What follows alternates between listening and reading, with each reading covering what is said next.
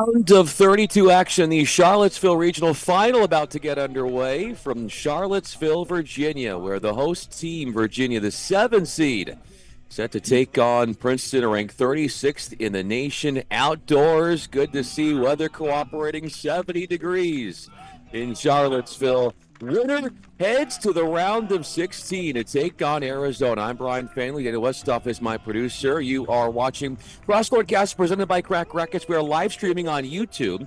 Be sure to follow everything that is going on.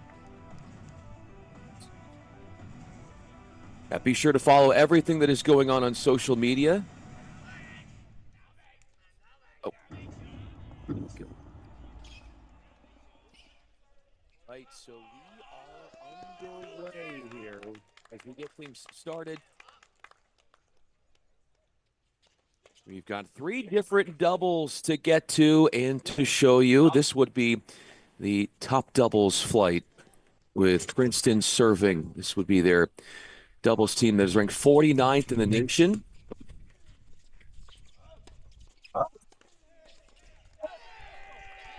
Princeton,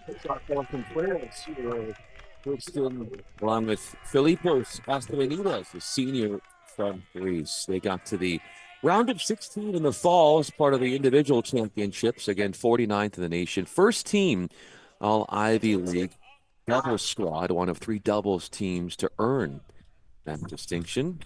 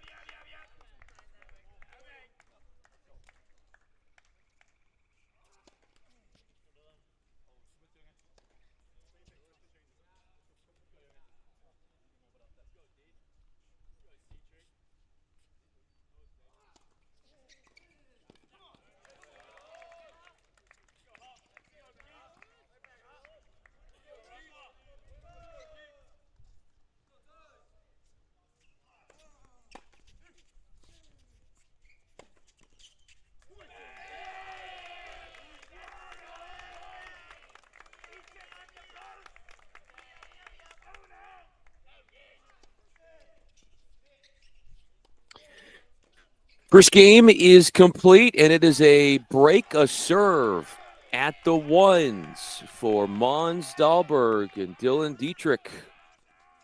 Come out strong. We're going to have a chance to introduce you to all 3 of these doubles matches. This would be court number 2.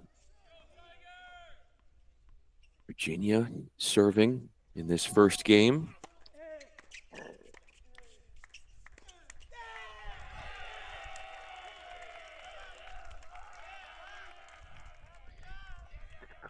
This would be James Hopper and Keegan Rice for Virginia, the 23rd ranked doubles team in the nation. Hopper, 6'1" grad student from New Jersey, and Rice, 5'10" freshman from Canada.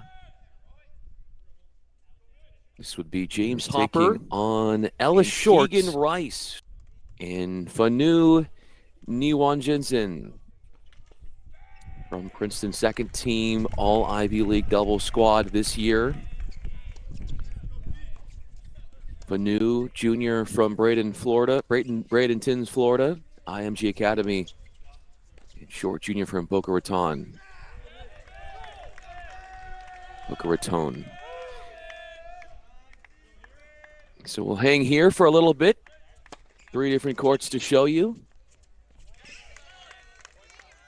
Florida, IMG Academy. Get into the matchup a little bit here, as Cordell is actually playing later on today. But Princeton is one of 4 Ivy League teams to get into the NCAA tournament. Harvard got to the second round. They lost yesterday to Arizona. Arizona awaits the winner of Virginia-Princeton here.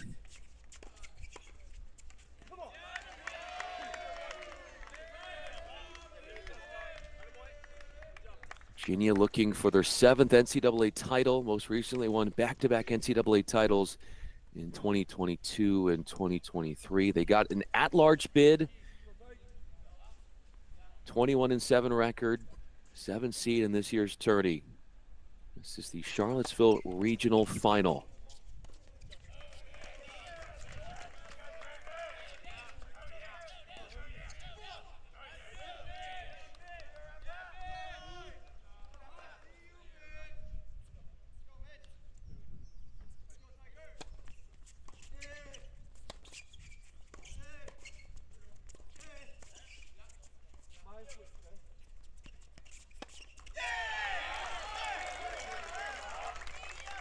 Serving here for Princeton is Nidwan Jensen.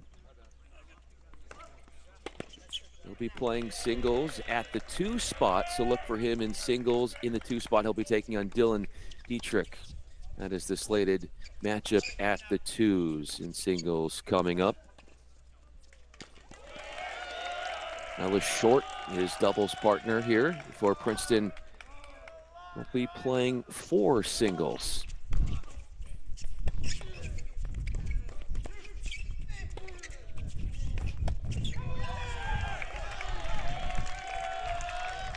To get into the regional final here in Charlottesville, Virginia picked up a win 4-love against Bucknell. The Cavs, with that win, got it done thanks to taking the doubles point. They also picked up singles victories on courts 4, 5, and 6.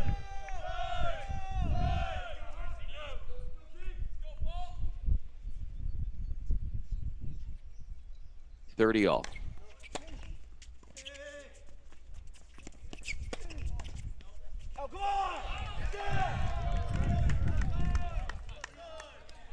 Virginia not only hosting the men's regional, but also the women's regional, the opening 2 rounds, and hosting both for the 5th straight year. Women are already into the round of 16. They had a win yesterday against Illinois to get them into the super regional for Virginia.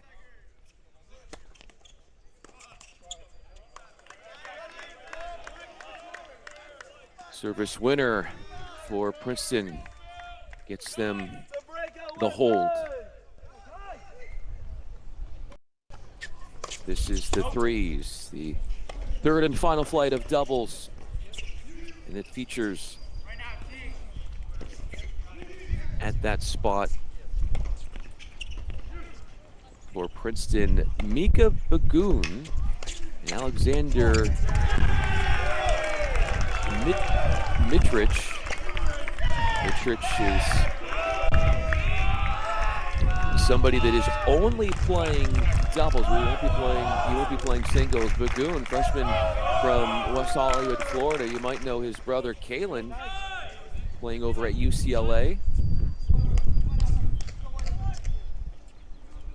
And facing them for the Cavs is Rafa Hodar. Teamed up with Roy Horowitz, 5'7" freshman from Orlando. Hodar, freshman, 6'3" from Spain.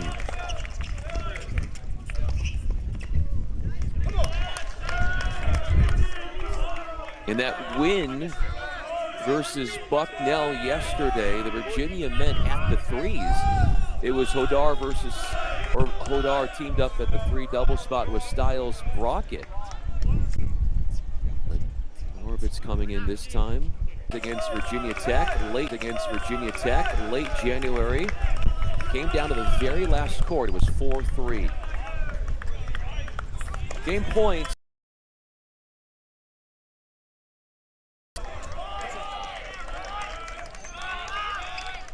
Horvitz comes up with the hold to make it 2-1.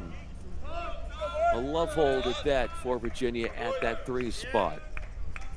As Princeton makes their 11th and second straight appearance, 11th all-time and second straight appearance in the NCAA tournament. Back over to the ones.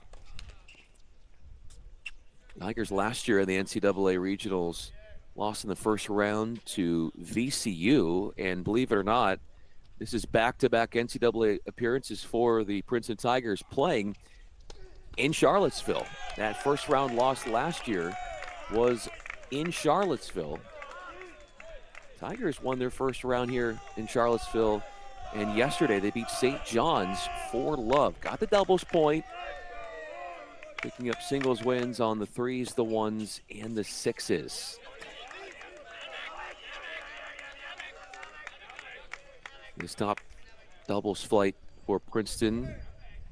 First team all Ivy in doubles, one of 3 doubles teams to earn that distinction. And Paul Inchispe and Filipos Astronidis. Sophomore is Paul. Astronidis is a senior.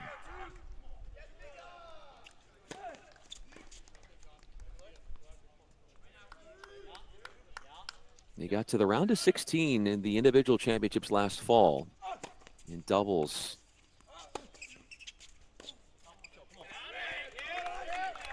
Plus, already a win in the NCAA tournament for Inchispe and Astronidis, having taken their double set in the first round over St. John's at the ones, 6-4.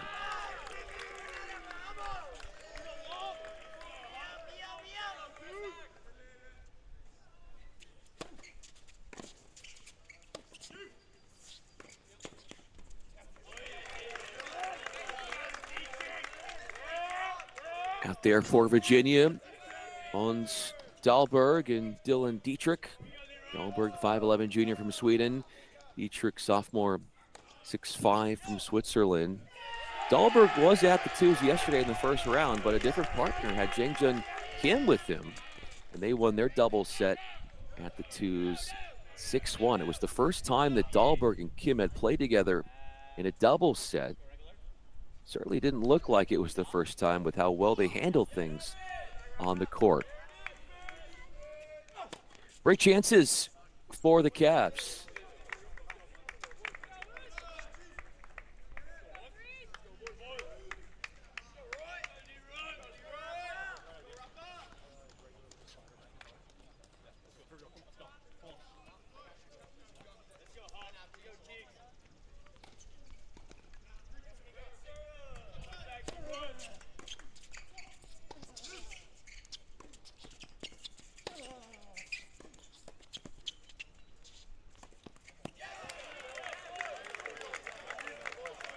Sweeps the forehand around aggressively.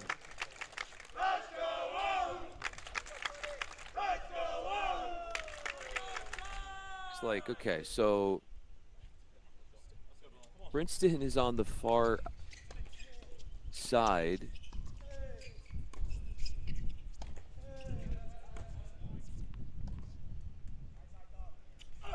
Yeah, exactly. So the serve indicator isn't correct. That's what threw me off for a second. It's Virginia serving at 1-2, and now they've got a third game point. So they jumped in front 40-love. Now it is 2 games apiece. Princeton leads this all-time series against Virginia 9-5. But the Tigers last defeated the Cavs in 1987.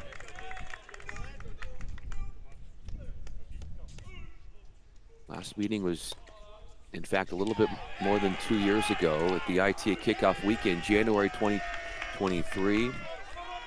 Virginia won 4-love, and when they won, at that point, they were #1 in the nation.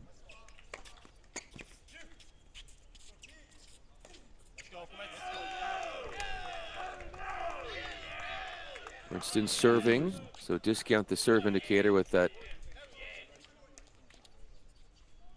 little symbol next to Virginia, as it is Princeton on that far side. 15 all, 2 all.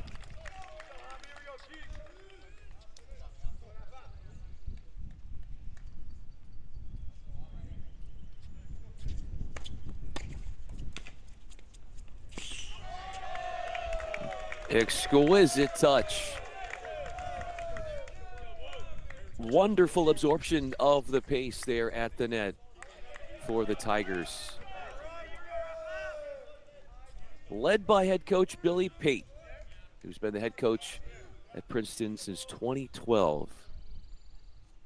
During this season, he picked up his 200th career win as a college head coach.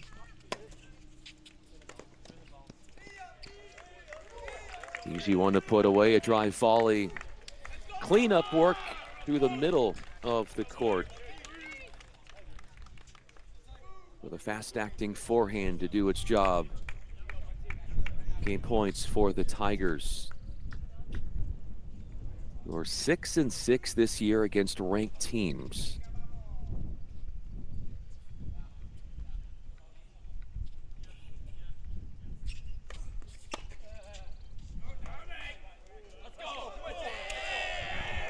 Called in. What a read on the return. To the dissatisfaction of the Tigers bunch, they thought that serve not only was in, but it was good enough for a service winner. The return in the cross court called in. Despite the protests from the Tigers. They are 22-8. 36th ranked team in the nation, Princeton.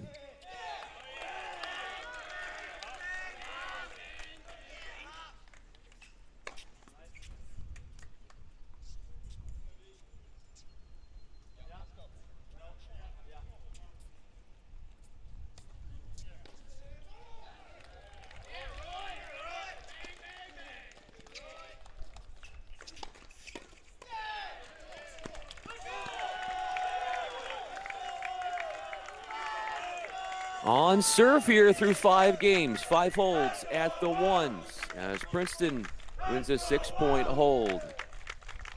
Teammates of the Cavs watching from the sideline there, just off the court at the ones, as we bounce over to the twos. Virginia is serving. They are in the all-white garb. Up 40 love after the swinging volley. There for Princeton, Ellis Short and Fanu Nidwan Jensen. Pair of juniors out on the court for the Tigers, who won their first round match in the NCAA tournament, 7-5 against St. John's.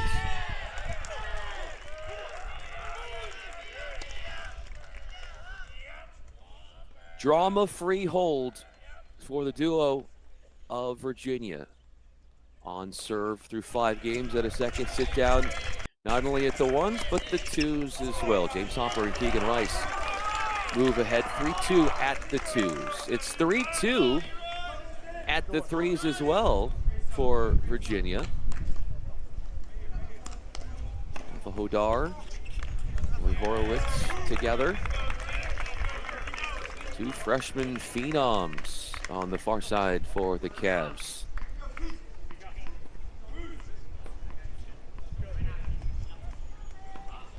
On Mika Bagoon and Alexander Mitrich.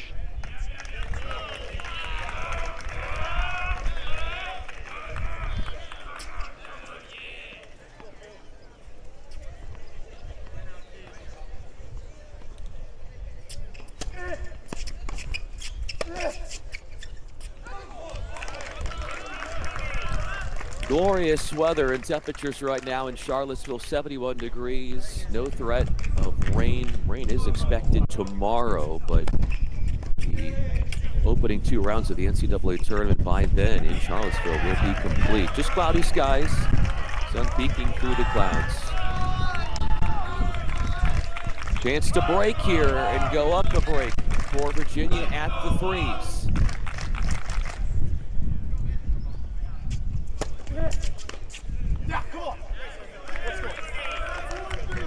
Smart decision to serve T. Found a flatter serve and came up with the forced error off the return to stay in this game.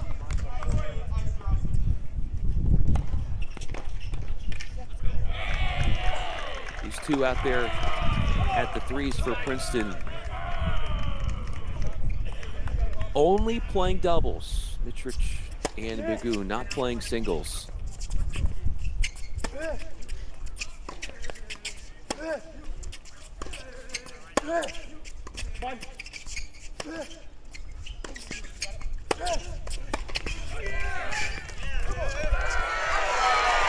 Too good at the nets. Thinking one step ahead. A series of great decision-making by the Cavs as they steal a game off the serving Princeton team for a 4-2 advantage. In the meanwhile, we work our way back to the second flight. Princeton is serving. Serving for them is Fanu Idwan Jensen.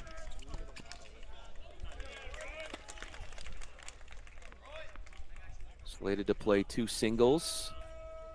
Coming up, he is in singles, ranked 75th in the nation.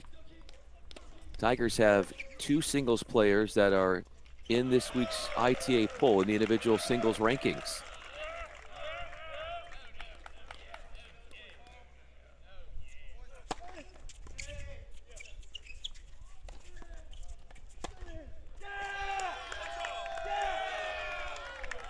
Might have missed that one long off the overhead try off the bounce. 4th consecutive season that at least 3 Ivy League programs have reached the NCAA tournament. This year you had 4, Cornell, Harvard, Princeton. They got at large bids, and then Columbia earning the automatic bid. Columbia all the way into the round of 16 as the 8 seed. So they are one of 6 remaining teams that have already won their round of 32 battle, tripping and falling and hoping Alice Short is okay. Slow to get up, and he'll be looked at here. Good to see him get up on his own power, but a nasty spill for him.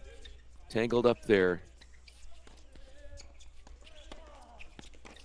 That's Ellis Short for the Princeton Tigers. Deciding point to come. Good bounce up. Good sight to see from him. Taking that off, as Princeton hopes to do of this break chance in the form of a deciding point.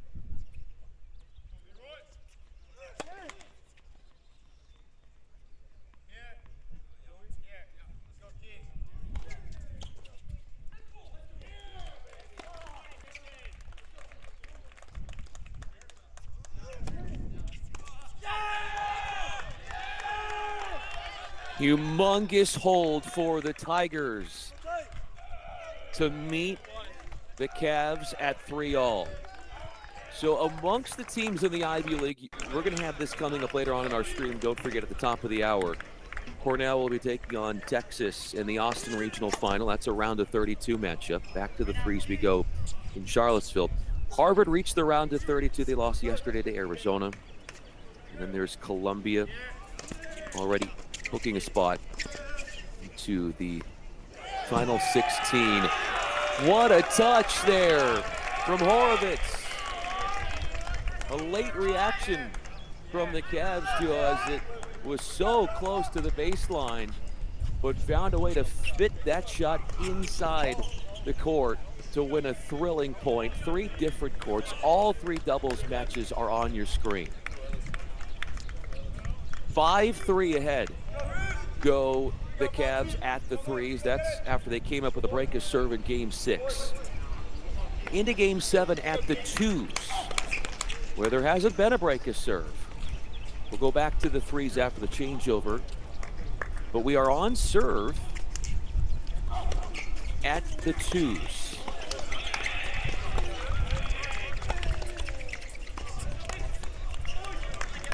Well, short putting that one away unconventionally. Might not have hit that on the sweet spot of the racket, but it redirected in a defenseless position in the open court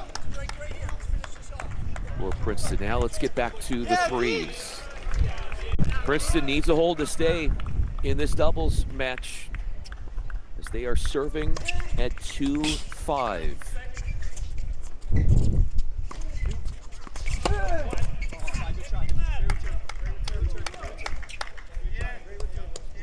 Ranked wins as a team for Princeton already this season against Yale, Harvard, Pacific, Tulsa, Boise State, and Middle Tennessee.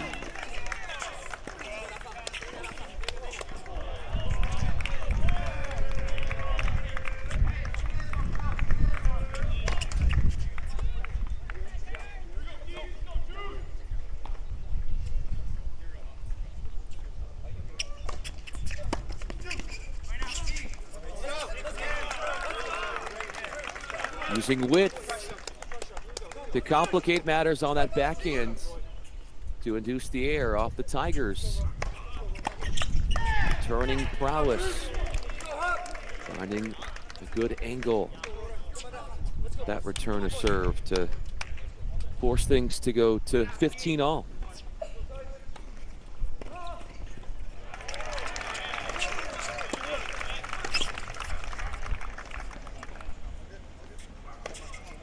An effortless smash off the Horovitz return of serve. As Princeton goes up 30-15. The simple put away behind the big first serve.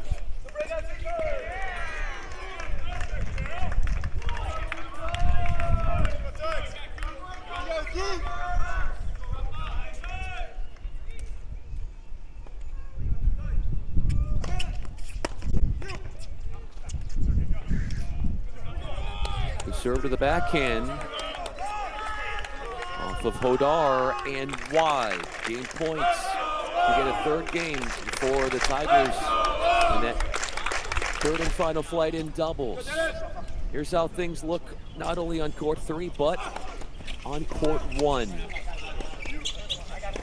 Cavs looking to consolidate a break after they, like the Cavs did at court 3, did manifest and see through a late in the set service break. So they go ahead 5-3. Princeton serving at 3-5 at the ones. Trying to stay afloat on court 1. In desperate need, in search of a hold.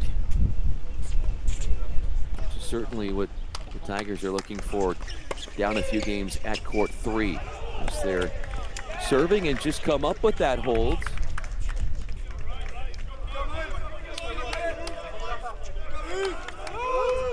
But for courts 1 and 3, Virginia matches 1 on that court.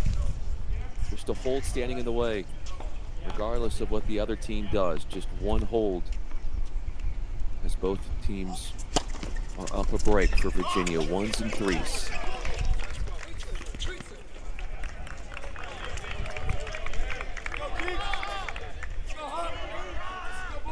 9 ACC teams on the men's side made the NCAA tournament, including the top seed in Wake Forest, already into the round of 16. Beating Kentucky in the round of 32 yesterday.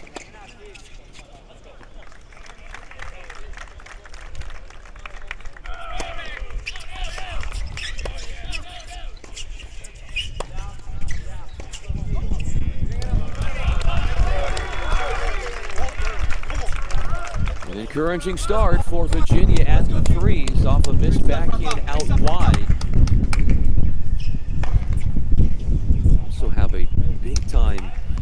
matchup today between NC State and Georgia for a spot in the round of 16 on the men's side. So that's one of the other ACC teams vying for a spot in the round of 16. Stanford already into the round of 16.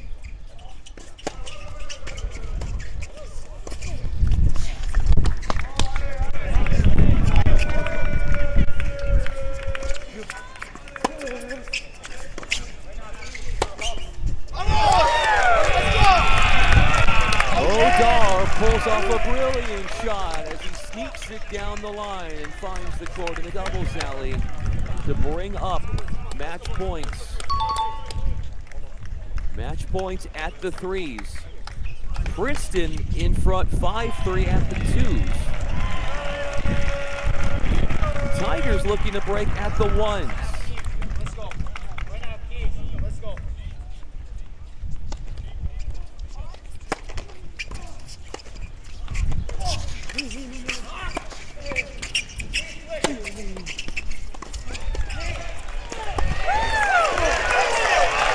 Gorovitz got it. Sharply struck away from the Tiger duo, and it's a win at the threes for Virginia, 6-3. They broke in game 6, holds the rest of the way.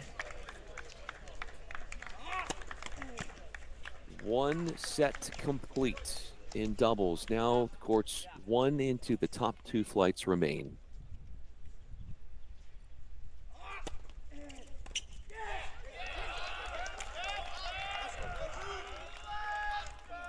Making the move forward after serving backhand.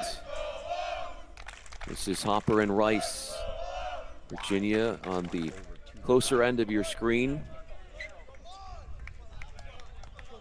Hunting for a hold to stay alive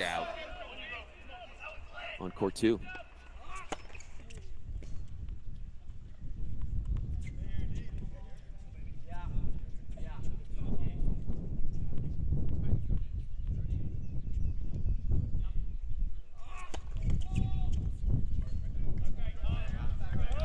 Double fault there. Gift of a point to the Tigers on court 2. We've got a situation here at the ones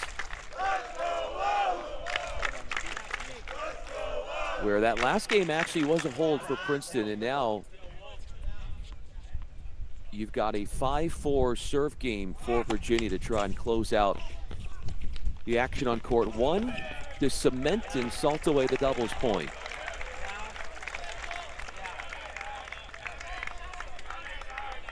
I believe that was double bounces on the Tigers side, so 30 love the start for Dahlberg and Dietrich at the ones.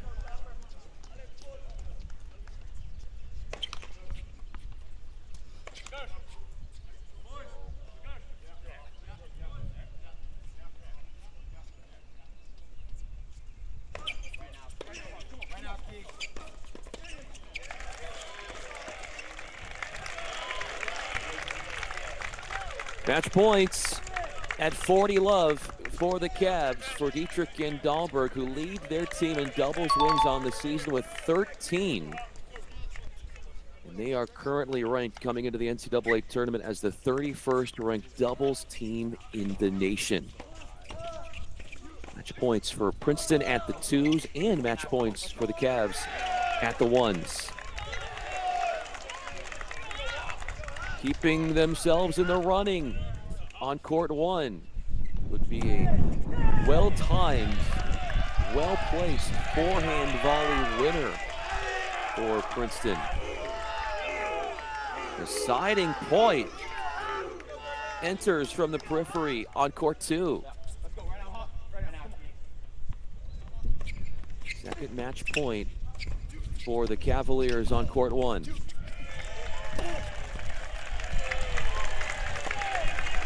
After winning on court 3, backed up by the win on the top flight in singles, or excuse me, in doubles, Virginia has claimed the doubles point as they will stop mid-rally on court 2 because the doubles point has already been solved. It goes to Virginia.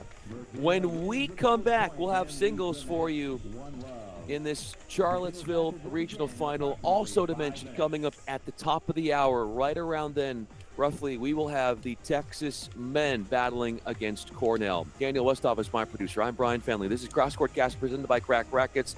Singles to come from Charlottesville momentarily.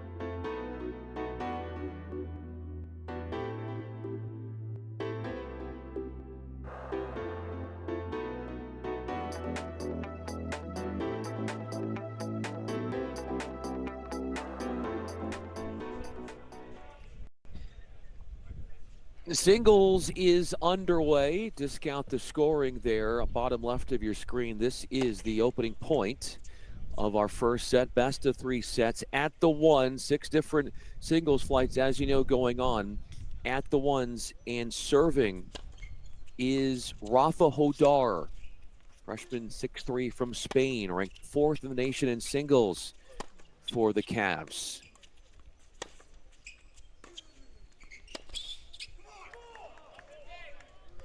He's facing Paul Inchispe, the sophomore from France for the Tigers of Princeton, 39th in the nation.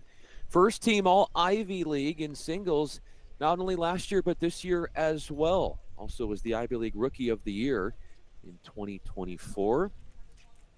Virginia taking the doubles point with wins on this very court, the clincher, court 1, earlier at court 3 as well.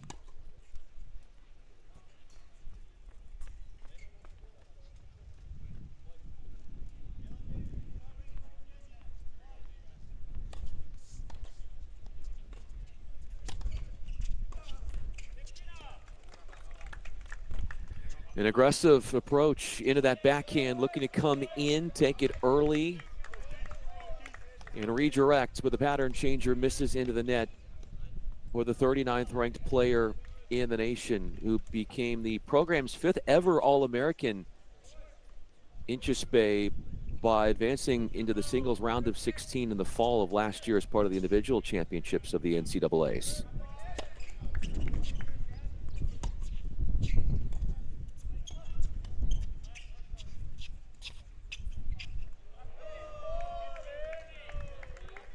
Sweet touch from the Frenchman. Hodar joined the team in January. Went unfinished in his first round match. Was up 6-2. And then they were just about to start a second set tiebreaker against Damar Dierovich of Bucknell when that court was abandoned because Virginia had already picked up their 4th and most necessary clinching point.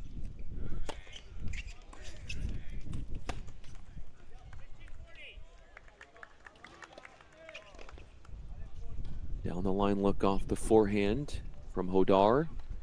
Highest ranked singles player in the ACC. He's facing break chances here. Forehand air, drop shot winner.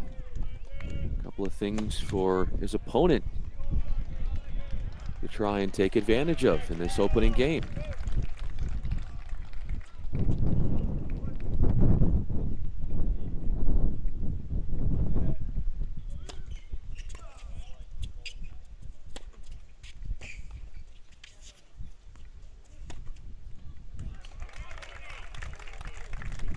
Forcing a defensive forehand early in the rally, allowing Hodar to come in and let his attacking skills get to work, fighting off and defending a break chance, the opening one of the match. Hodar 17-2 overall record in singles, including 13-1 on the top singles court.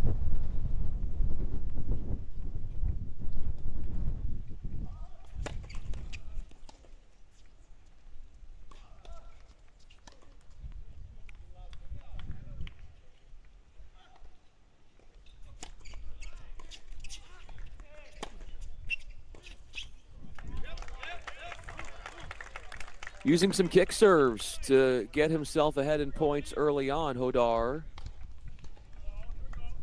Getting him to win 2 points, saving 2 break chances in the process. With the advent of a deciding point now looming on the horizon.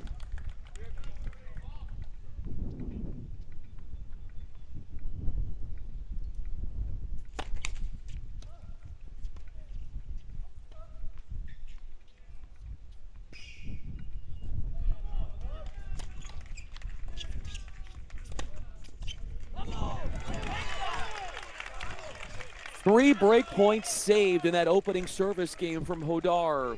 And after missing a forehand down the line off balance, redeems himself by finding a winner down the line, inside and on the forehand side at the very end to avoid an early heartbreak, holding through a deciding point. Off to court 2 we go. Our second singles flight with the break chance looming for Princeton here.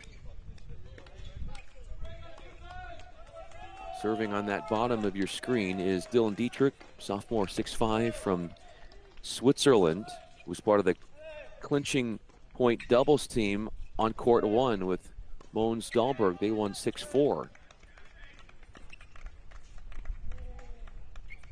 So Princeton wins the first game off a service break. And that is good news for Fanu Idwanjensen, the junior from Bradenton, Florida, out of IMG Academy, ranked 75th in the nation. Tiger has the first game.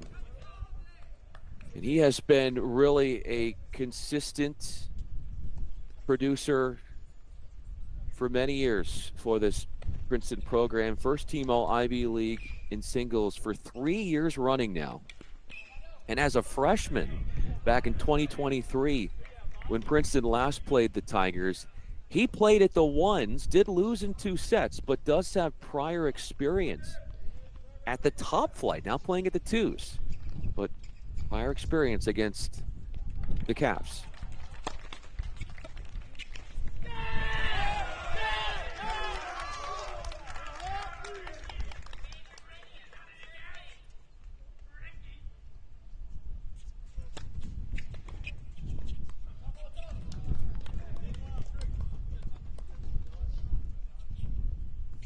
Idwanjensen was part of the 2 doubles team that actually ended up winning. They gave the win to Short and Idwanjensen 6-3. That happened like literally milliseconds after the doubles point was clinched on court 1, but they let them presumably finish the rally in the end. And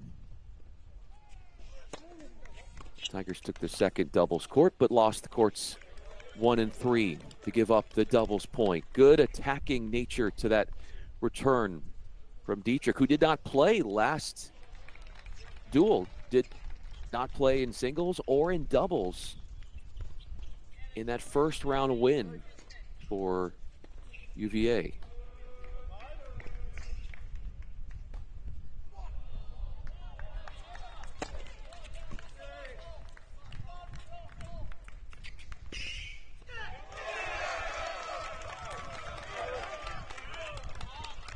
But for Dietrich, he leads the team coming into the NCAA tournament singles wins with 22. 22-8 overall record, which is, for him, that ties the overall record on the season as a team for Princeton. They are 22-8. Most wins in program history in a single season.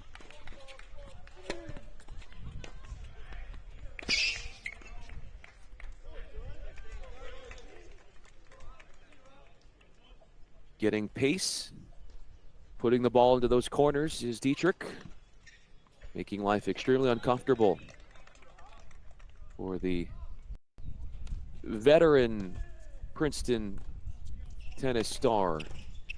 As we motion our way to the threes, where we find ourselves mid-changeover, mid-sit-down, it does give us an opportunity to introduce us to the players, where Keegan Rice is at the threes, right there, bottom of your screen, coming up first off the chair. 5'10" freshman from Canada, who is 9-10 in dual play on the year. He will continue to take his game to and try to against Princeton's Ellis Short. Or no, excuse me. Ellis Short is moved down to the fours, and it's Landon Ardila at the threes. Ardila did not play in the first round. He steps in at the threes, sophomore from Plano, Texas.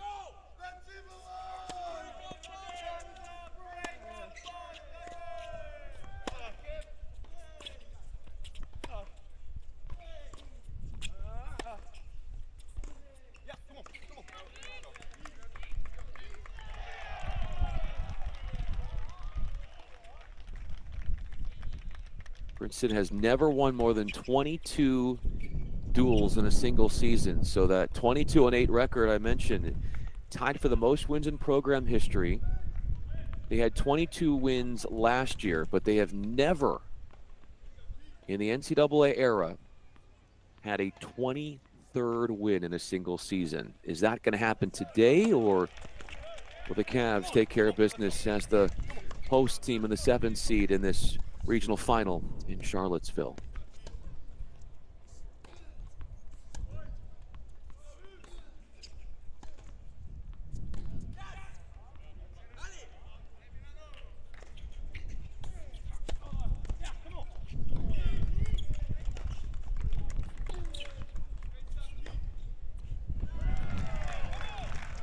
Rice and Hopper were teamed up together at the 2-double spot for Virginia. They lost 6-3, but first doubles set to finish, first doubles match to finish happened at the 3s. Horvitz and Hodar coming up with a key break in game 6, holding the rest of the way for a 6-3 triumph over Bigoon and Mitrich.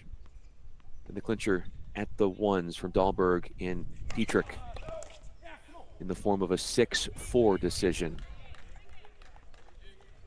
No problems there on the serve for Rice.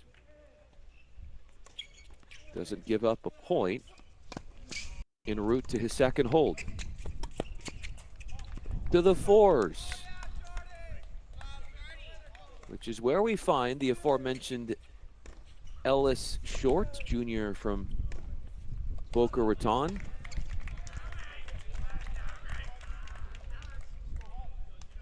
Boca Raton, excuse me. Second team All Ivy League singles in 2025. He is on the near side.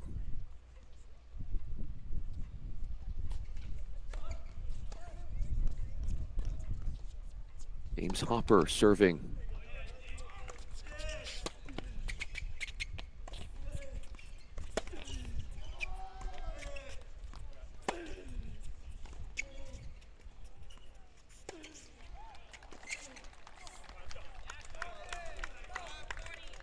Stretched out. Hopper looking for the wrong-footed play. And Short made his intentions clear that he wanted to run forward. Forced the floater off the court by closing down on the net. Hopper 9-9 in dual play. Grad student, 6'1", from New Jersey. His early break lead is on shaky ground with a Love 40 start to his second service game.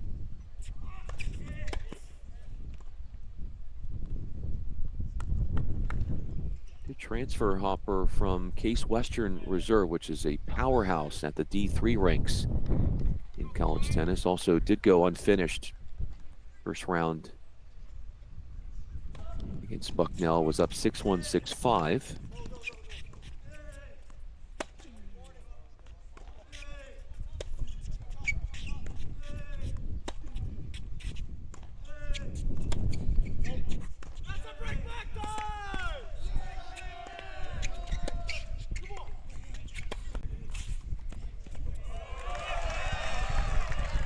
Slick movement in the court, the agility to outfox and bamboozle the point away from Short, who was defending after hitting lines, sidelines, and baselines on shots off the ground. Hopper then wills the point away, coming up with the key touch and response at the net. Slick movement 15-40. in the court.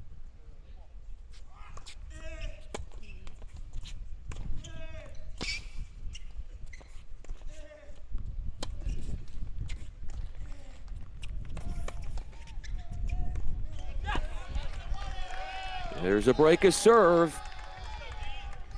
So back on serve after a Love 40 start. Broken is Hopper to give Short his first game, and he does it on the return. Meantime, at the 5s, Jang-Jung Kim, 5'10" freshman from South Korea, is serving 1-2 Yesterday, he did pick up a win 6-1, 6-3 over Oscar Bain on court number 5. Excuse me, court 4. So playing court number 5 today.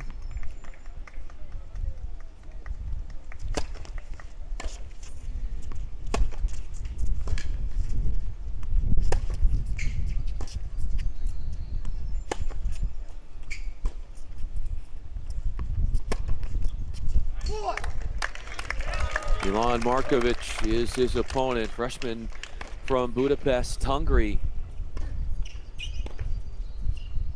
Markovic came up with a big win on court 6 back in April when Princeton put up a much heralded performance, a 4-3 victory over then number 14 in the nation, Harvard. He had the clinching point at the sixes.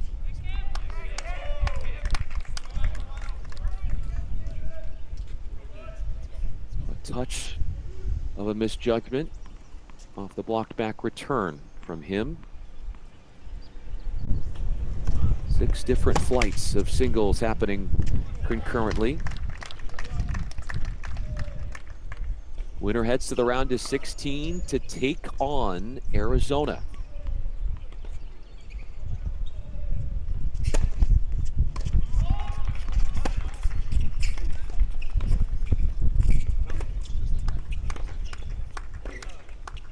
A lot hinges, though, on this particular duel because if Princeton were to win, they would have to travel to Tucson, where the 10-seeded Arizona Wildcats would get to host. But because the Virginia men, if they win today against Princeton as the 7 seeds, they would then get the opportunity to host Arizona because the Cavs have the higher seed in that super regional next week.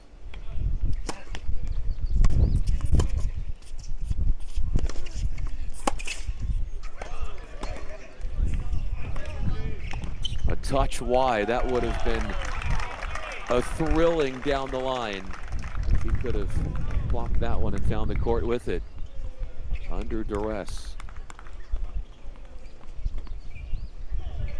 Did not play doubles, only singles today, Kim. He did doubles duty yesterday.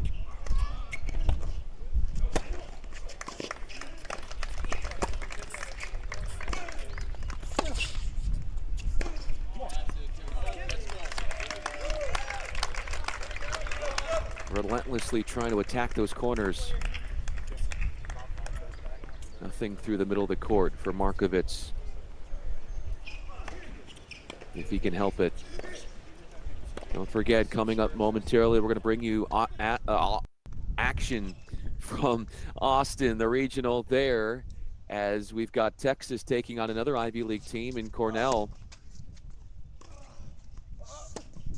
So we'll have 2 different duels for you to whet your tennis appetite.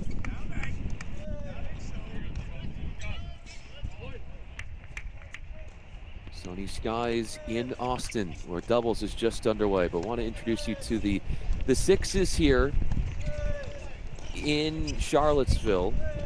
His final flight, where it's Alexander Mitrich, sophomore from Toronto, Canada, taking on the native of Sweden in Måns Dahlberg for Virginia.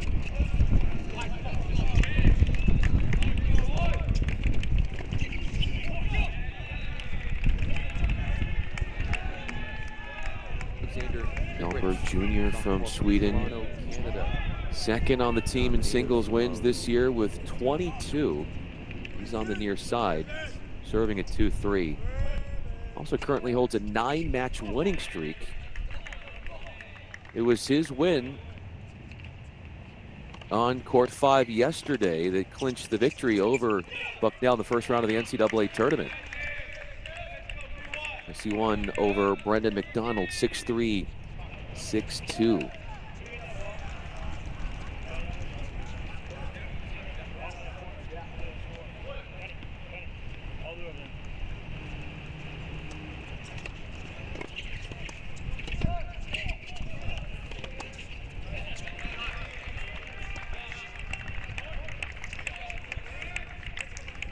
Funny enough that these two players on this court at the sixes in the big screen both had the clinching point wins in the first round victories that each team had in the NCAA tournament. Mittrich won at the sixes to clinch the duel against St. John's, taking his match 6-4, 6-2. That was a 4-love win first round in the Charlottesville Regional for St. John's.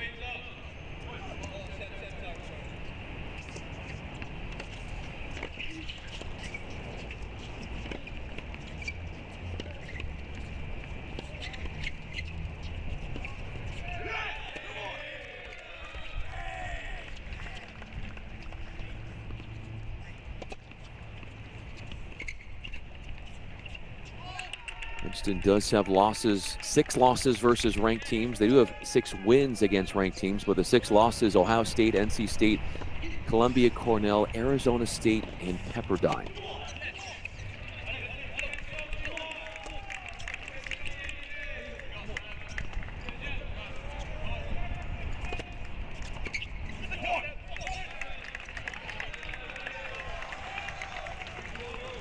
One of the other ACC teams that is in action today, getting word NC State taking on Georgia. It looks like that match or that duel is going to start at 3 p.m. Eastern time, which will definitely give you updates on other scores, but you've also got other feeds to watch as part of live streaming here on YouTube. Cross Court Cast presented by Crack Rackets. With all of our 6 singles underway, doubles has just started in Austin, which gives us a chance to introduce you to what's going on in doubles. This is our first doubles pair, our top flight. Texas, round of 32.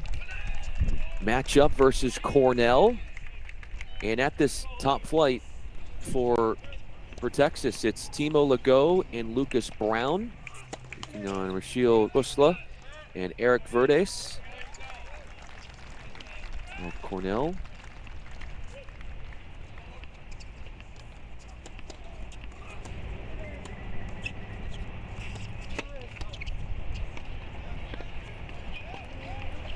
Cornell coming in 38th in the nation, 16-7 overall record.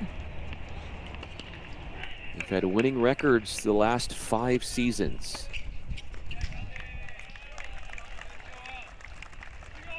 Open space in the cross court as both from Cornell were shaded to the right side of the court, coming in off the serve out wide. Third consecutive season that Cornell has made the NCAA tournament, and third straight season they've made it to the second round. Texas has break chances. Keep in mind, lets are in play. Texas team, they are the 3 seeds. They're 25-4, a perfect 15-0 at home, coming off a first round win against Montana yesterday. 4-love.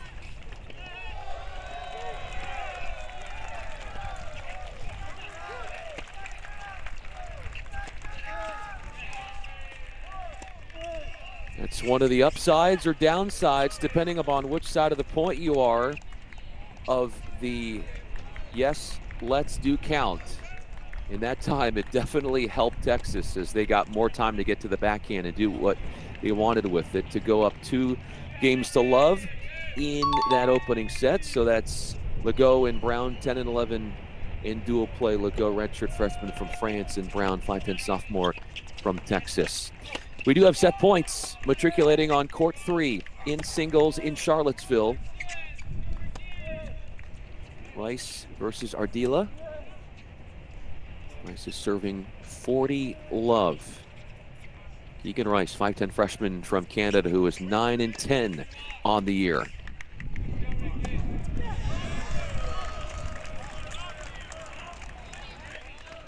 Pushed it long as he worked his way forward. Moving towards the net. Touch long for 40-15.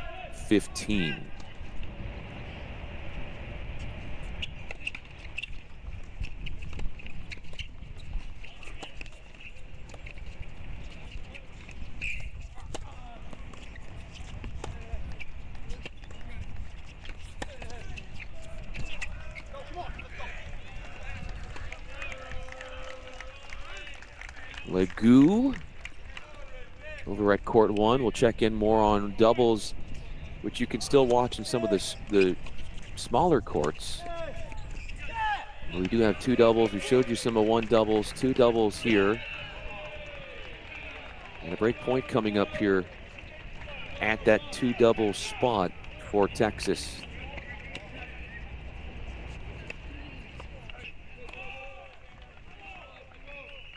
Cornell working with Nathan Mao and Radu Papwe. Pair of seniors for Cornell on the near side, serving at 30-40.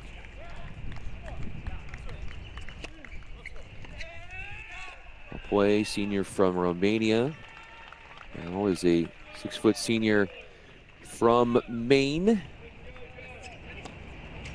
They give up the service game there. As Texas is 66th ranked doubles team in the nation, Sebastian Gorsny and Jonah Braswell come up with the win on that second game. They are 7-4 in dual play. They had the doubles point clincher, Gorsny and Braswell, yesterday against Montana with a 6-2 set victory.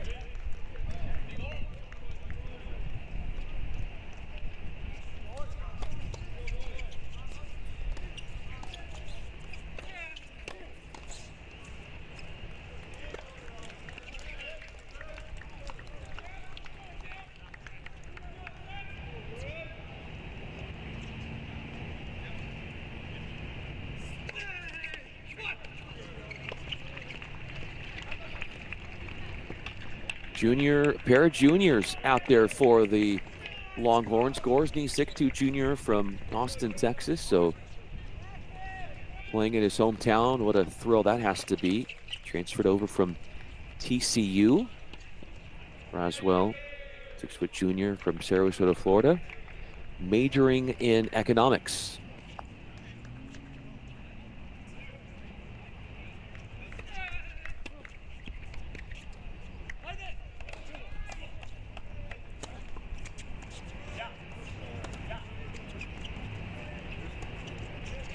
Gorsny played at the 2s and singles yesterday. He's also first team All-SEC. One of the nice things, if you're a Texas fan, is that you've got 6 listings on the most recent ITA individual rankings. All 3 of your doubles teams are nationally ranked, 1 through 3. Legou and Brown are 10th in the nation at 1 doubles. We'll check in on that 3rd flight for Texas in a moment in doubles, but Pierre-Yves Bailey and Sebastian Eriksson are ranked 81st in the land.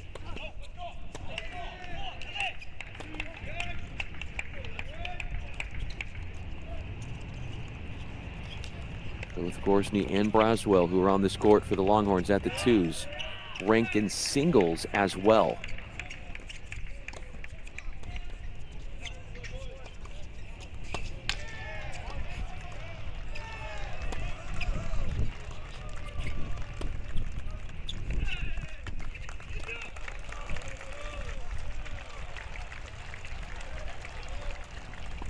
Eleven SEC teams making the men's NCAA tennis tournament this year.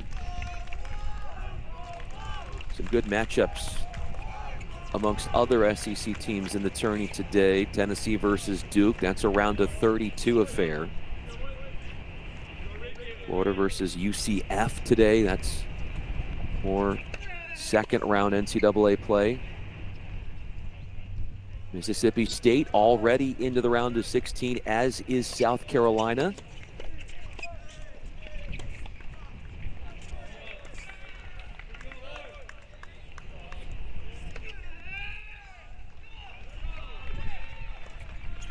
A bender out wide, the slider finds the box. Ace for a 3 games to love advantage. Texas hasn't dropped a game yet on court 2. They've dropped 1 game at the 3s as we go and check in on the 3s for the first time as part of this broadcast. Cross-court cast presented by Crack Rackets. Don't forget to follow Crack Rackets on all social media platforms, YouTube, Instagram, X, you name it. Wall-to-wall coverage, unprecedented coverage of college tennis.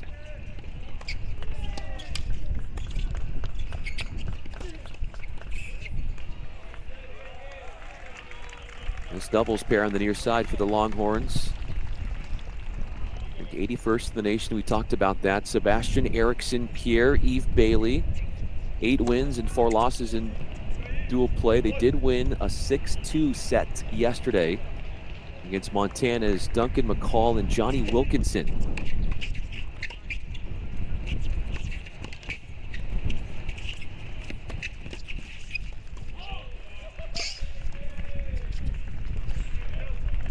Cornell running with Jack McCarthy and Adi Sinta. 10-3 in dual action. Then a 6-foot senior from New Jersey, McCarthy hailing from Australia, also a senior. So the 2 bottom flights of doubles, jam-packed with seniors. 4 seniors spanned over the courts 2 and 3 for Cornell in doubles. Set point for Hodar, who is at the top flight for Virginia.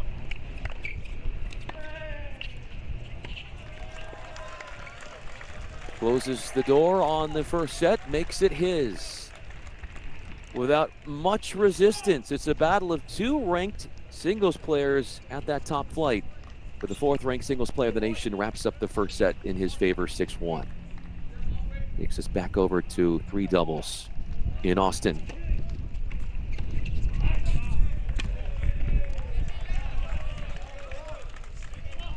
Bailey is a 4th-year player. Senior from Belgium, economics major. Eriksson only a freshman, so you've got senior and freshman paired together at this 3rd doubles flight for UT. It's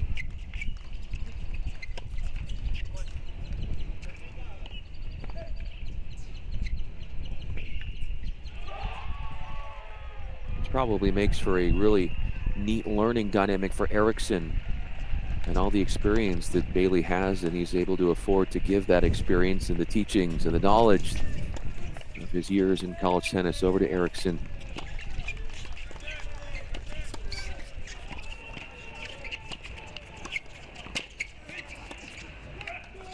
They both play that central ball right up the middle of the court. Both rackets contacting one another as the ball dips off the court. Cornell and Texas. They've never met before, first meeting.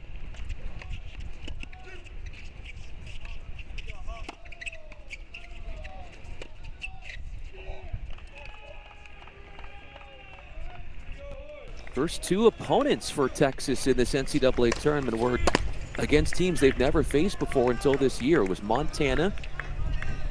Played them yesterday, won 4-love, and then beating the Big Red of Cornell for first time, and that's today. Cornell has game points. A hold for them, a love game. Brings them to within a game. Magoo and Brown have mounted a break advantage at the ones. It's actually been 3 years for Texas since they've even played an Ivy League team. Back in 2022, they last played an Ivy League squad. It was Columbia, part of the ITA kickoff weekend in Austin.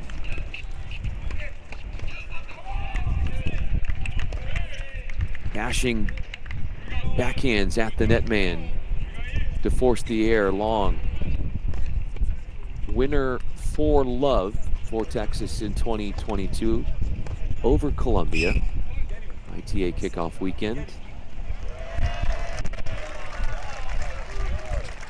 Longhorns as the 3rd overall seed. This is the 3rd straight year as well where Texas has been a top 3 seed in the NCAA tournament.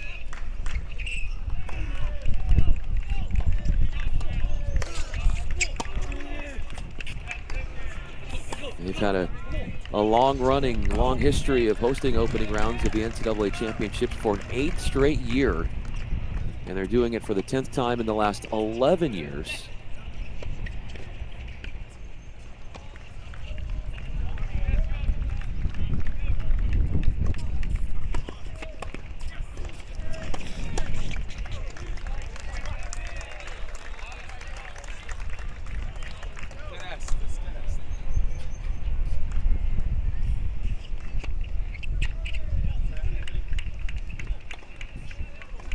A miss off the return, going with the runaround. All 4 Ivy League teams that did make it, including Cornell, in this NCAA tournament, won their opening round duels. Harvard, the men, they won over Washington, then lost to Arizona in the round of 32. Columbia over Binghamton and Clemson to get to the round of 16. Princeton over St. John's. Princeton's currently playing Virginia. You can watch that on some of our smaller screens on this feed. Along with Cornell picking up the win against Michigan yesterday, the 30th ranked team in the nation. Michigan men, they are out, but the Michigan women are into the Sweet 16. Kim at the 5s. Jingjum Kim, freshman from South Korea. Out to a promising start as he tries to make his final mark and close out the first set.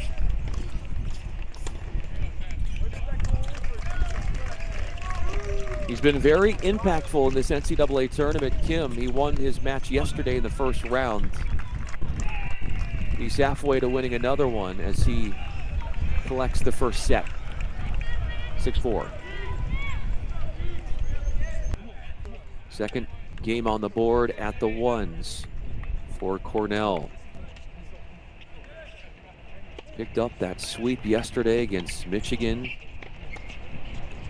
We haven't started singles yet for Cornell versus Texas, but Cornell against Michigan yesterday, they claimed first set wins in 5 of the 6 singles matches, so got out to a really good start. Did take the doubles point. But right now, they are currently trailing on all 3 courts of doubles to Texas, including here at the top flight.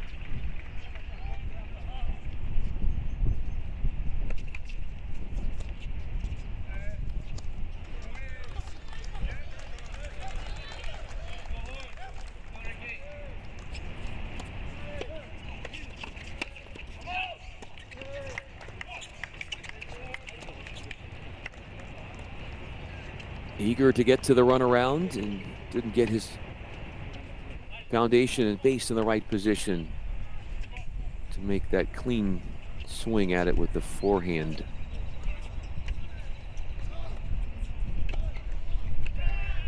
.30 love.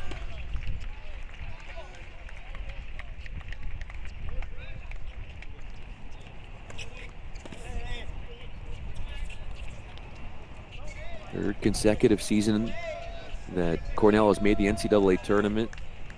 2023, won their first round duel against then number 23 Auburn.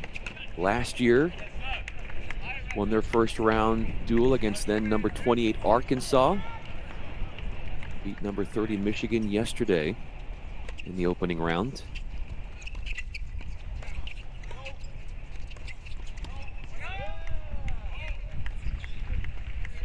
Out of reach, as Cornell hopes this first set isn't, but it is 5-2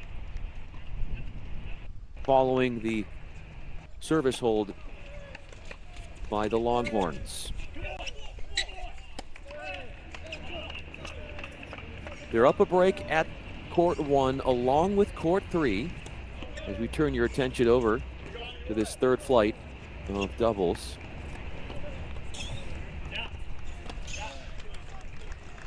The Australian McCarthy serves for the Big Red.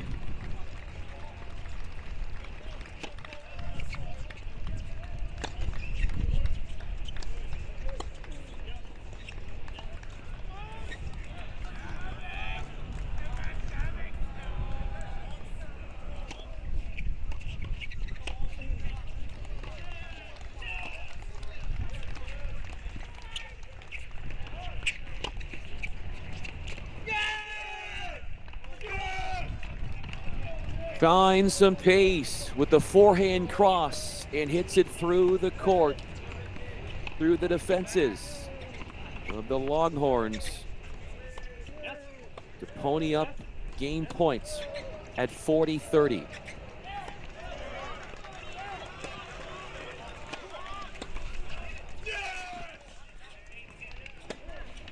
Service winner for McCarthy. So he had some very impactful effort in those last couple of points. Thanks to him, it allows the hole to take place.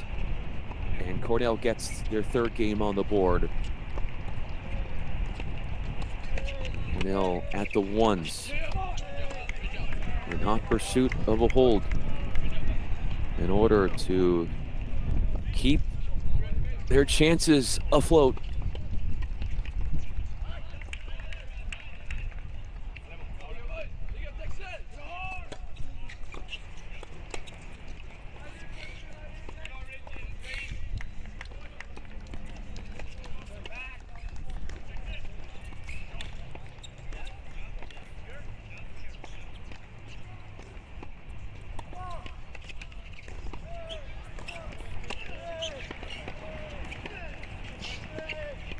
One duel earlier this year for Cornell was against an SEC team. They played Oklahoma. Oklahoma lost, or excuse me, they lost to Oklahoma 4-1 back on January 19th. Speaking of Oklahoma, they made the NCAA tournament this year, and they lost to the defending champ TCU, the 2 seed in the field this year, in the round of 32. 30 all, Cornell. Desperate measures here for them need to be taken. Down a break, and Magoo and Brown at 10 and 11 in dual play. Spirited bodily expressions from both of them as they sense an opportunity is closing in for them.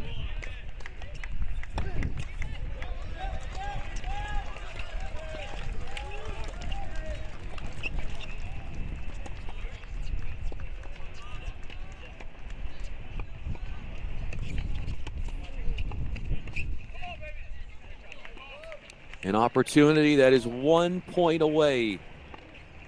Hit the forehand off the return and come running in, storming in, inducing an air off the ground from Cornell. Osla and Verdes down to their last point.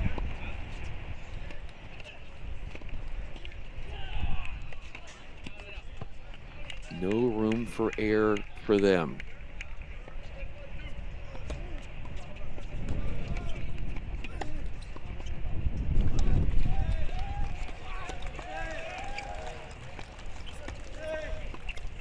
Not so sure what the deliberation and conversation is there, but we'll serve again into the ad court.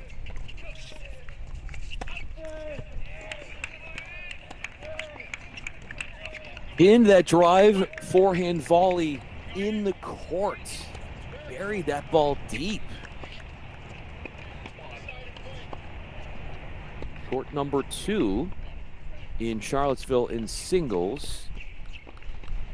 Dietrich has captured the first set, 6-4. Could have seen that just moments ago. Top left of your screen. Now top left of your screen, you've got the top flight, and the bottom left screen has the fourth flight. As Virginia is taking on Princeton, along with on the big screen here, the bigger box, another Ivy League team, Cornell, has a tough out here with Texas. Brown and Magoo trying to serve out the first set.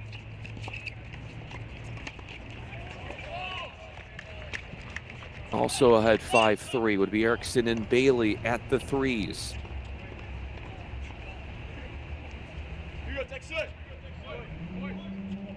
Gu and Brown had 2 match points on the return, but a hold through a deciding point now puts them in a position where they can try and serve it out.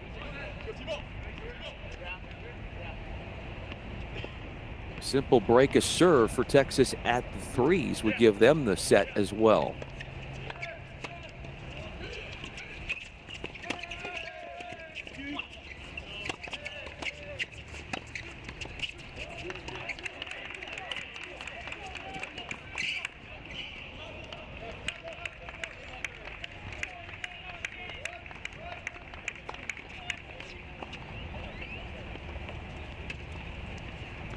Courts 1, 2, and 3 are still running with doubles play. At the twos, just an update there, Gorsney and Braswell for Texas on serve against Papaway and Mao 4-3. 4 games to 3. They're into their 8th game at 15 all.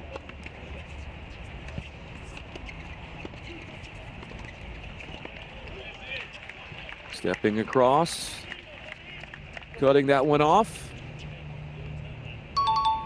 Puts match points on the board. Threatening on the return would be the Longhorns' 3 doubles pair as they inch closer to claiming a set.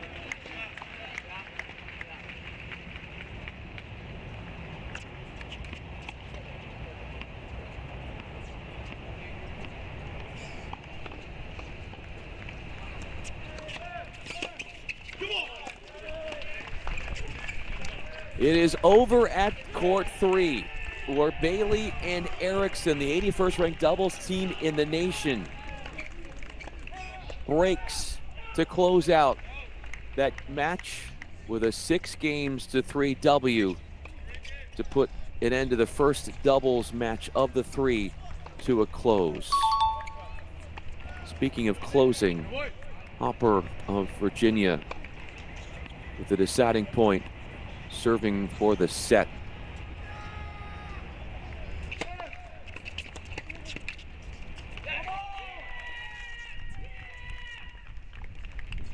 Also watching intently of what is happening top left of your screen, court 1 from Texas, where Legu and Brown have match points, 40-30 serving, which would put them a point away from winning the doubles point. Hopper now bottom left of your screen if you'd like to continue to watch that singles match. But here it is.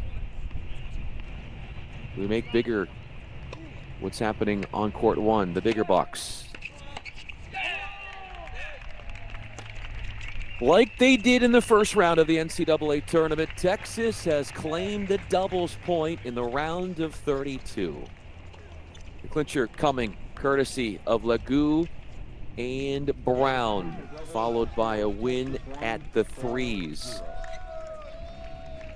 That would be thanks to Pierre-Yves Bailey and Sebastian Erickson, 6-3 there, and then 6-3 at the ones to cement the doubles point UT's way. So they'll take a few minutes to organize and get the singles 6 courts up and running, which gives us more time to focus solely on the developments and what is shaking in Charlottesville.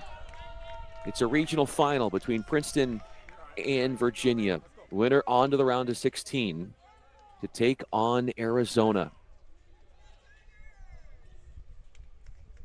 Court number 4 has a changeover with Hopper and Short in a battle. 5 games to 4 there. Up a set already is Rice at the threes. Virginia has won the opening set at the 6s, the 5s, the 3s, the 2s, and the 1s. Only court 4, which you saw just seconds ago, that's the only court that hasn't finished its first set.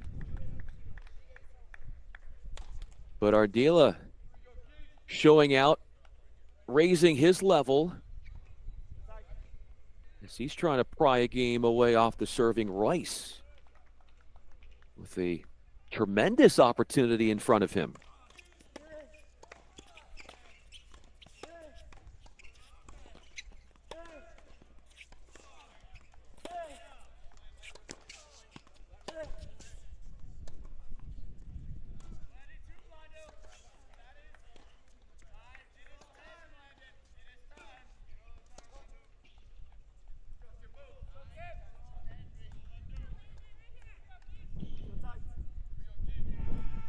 Deciding point.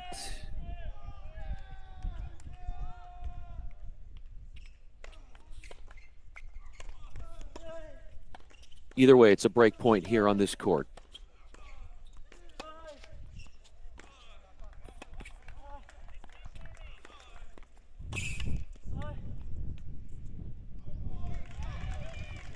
Finding his forehand line to do damage and get on top of the point. That would be Rice. Now comes a deciding point. So I spoke too soon, but deciding point is at stake here. Keegan Rice, just a freshman. Large expectations on his shoulders.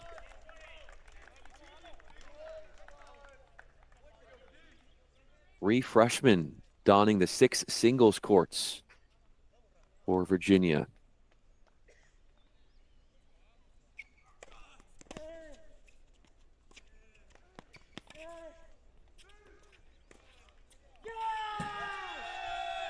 Misses the forehand, looking to pin Ardila to his backhand side, but can't hit the target there with a loopy forehand with too much depth. Ardila has the outright lead now on that court in set 2. To the 5s we go.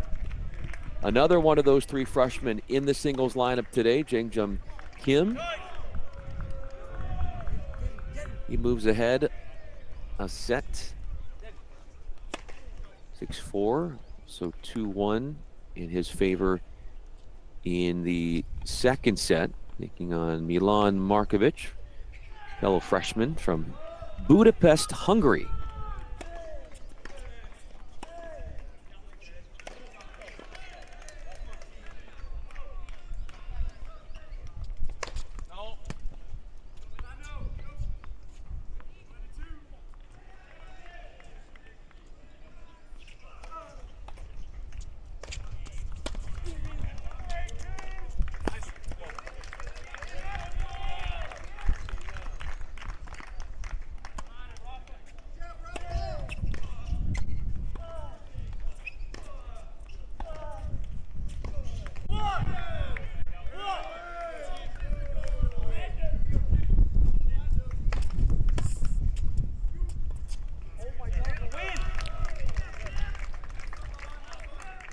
Feel the wind picking up a little bit there in Charlottesville, where cloudy skies, 71 degrees is the temperature.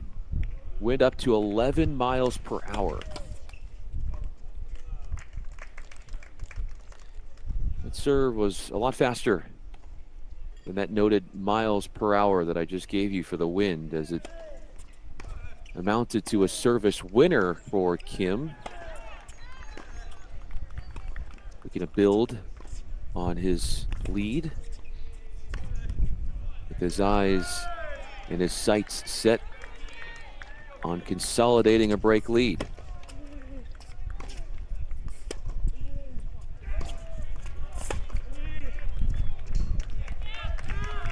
Comes forward and the consolidation happens for Kim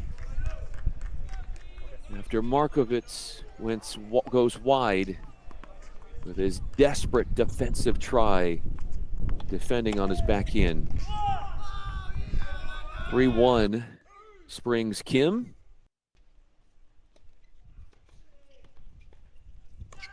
To our top flight.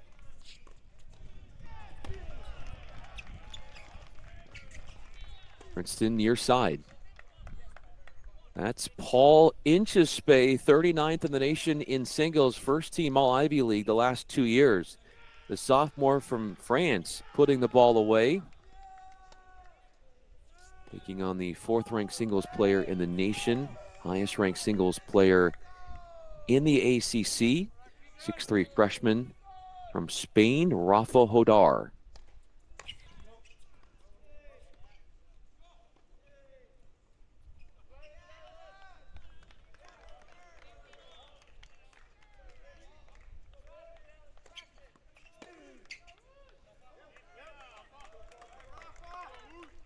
If you watch the first round, Bucknell versus Virginia men's matchup yesterday in the NCAA tournament, you would have noticed that Hodar, as far as how his match went in the first round, it's a little bit similar to how things are looking today. He goes up and wins the first set big yesterday, 6-2.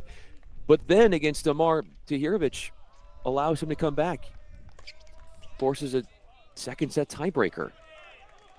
That match went unfinished, but after, here we go, a lopsided win in the first set for Hodar. Now his opponent feeling like he's in this second set, as he has found a way to carve his way into making himself hold a stronger foothold in set number 2.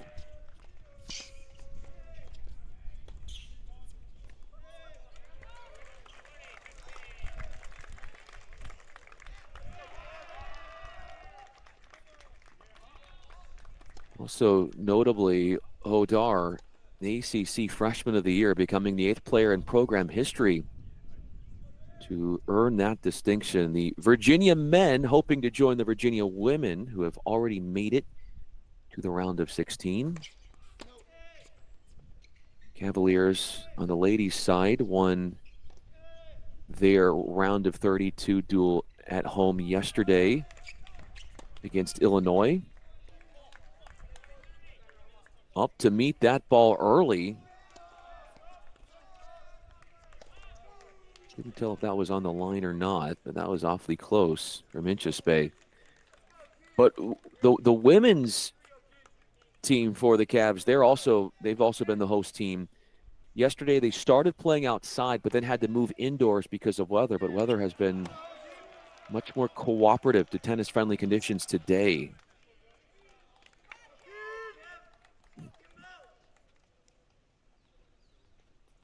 Inchespay did get the winner off that return back on the deuce court.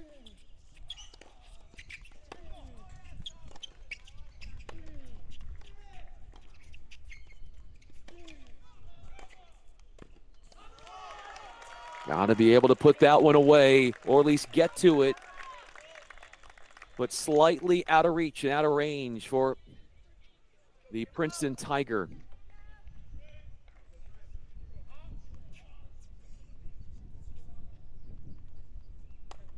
As it's 3 games all. As he just doesn't quite have the length in the wingspan to appropriately cover the line full extension. It's been all Tigers at the 2s as we go there now.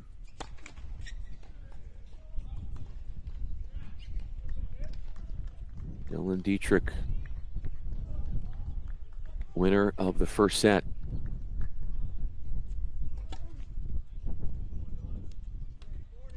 The sophomore, 6'5" from Switzerland, playing from behind. Has been broken twice already, but Dietrich, off a missed second serve attempt, looks to inch back and chisel away at this deficit, with the looks of a break chance for him.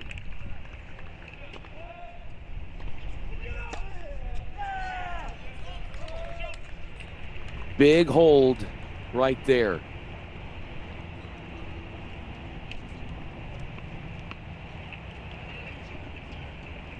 So we do have the start of singles in Austin between Texas and Cornell. Will be welcoming you to the 6 different singles flights, introducing you to all the players, and bringing you those matchups individually as we work our way from one flight to the other. But the scoring was a little bit behind on site in Charlottesville, as we now have it 4 games to love for the Tigers at the 2s. And Ardila is just pulling off one-way traffic in the second set for Princeton, as he will have deciding point against Rice.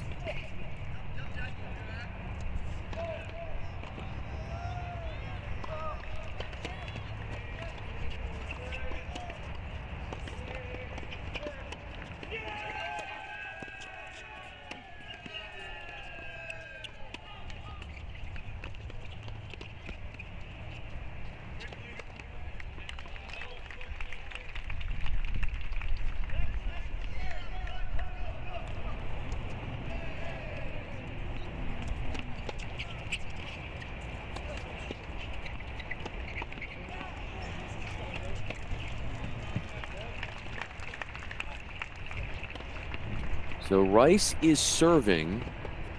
Let me make sure I get that clear. So yeah, Rice is serving, and he just holds there through a deciding point. So that was set point as the returner. Ardila with a break lead in tow will have the enviable opportunity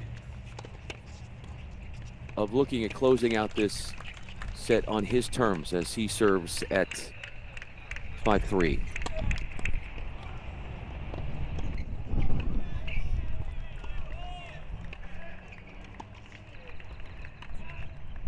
Just a game or so into our singles matches in Austin,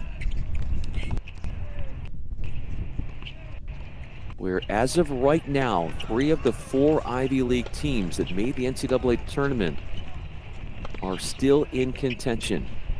Only one that has gotten knocked out would be Harvard, and they did so yesterday to Arizona in Tucson. Arizona will take on the winner of whoever comes out of this Princeton-Virginia duel in that super regional.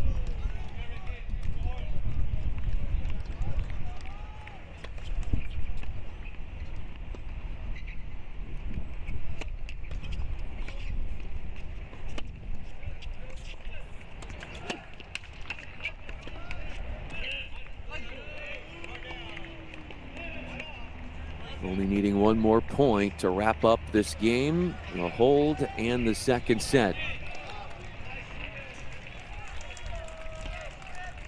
Tigers haven't won a set yet. This could go a long way in terms of being morale boosting. This is a forehand, does Ardila with Rice on the run, trying to recover from his backhand side to the middle of the court. Virginia earning an at-large bid. Both of these teams, Princeton and Virginia, getting at-large bids. Cavalier men have advanced to the round of 16 in the NCAA tournament in 18 of the last 19 championships.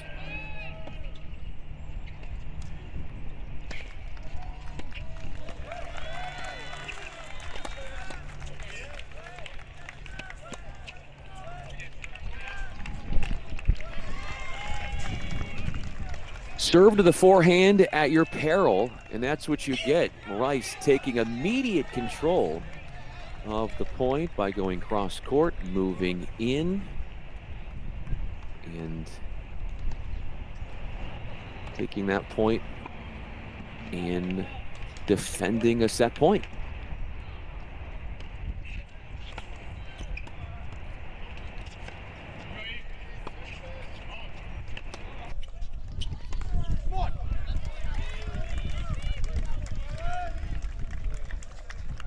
Holding is not coming easy for Ardila. who had set points as the returner in that 5-2 game when Rice was serving. Let's go, Tigers! Now has a 4th set point here in this service game.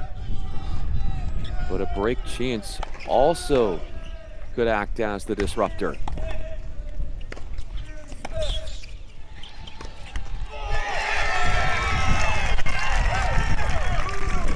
Monumental moment just taking place on court 3, where Rice has gotten back on serve. Painful moments, service woes, plaguing Ardila in that game, one he had to have had, as he can't hold and close out the second set as that continues on. Princeton looking to close out a second set, and they've got a much bigger cushion at doing just that. Looks like we do have a bagel set of a second set that goes to the Princeton Tigers, courtesy of Fanu Nidwan Jensen, putting the struggles and the disappointment of that first set behind him. But no sighting of disappointment in Kim's game as we branch out over to court 5, our 5th flight, who is having his way with Markovitz and Kim, who has already won a match in the NCAA tournament, did so yesterday in a straight setter, can make it 2 for 2 if he holds on this 5th flight. As it is still 1-love Virginia in the dual score. All 6 singles matches still ongoing, still running after the Caps took the doubles point.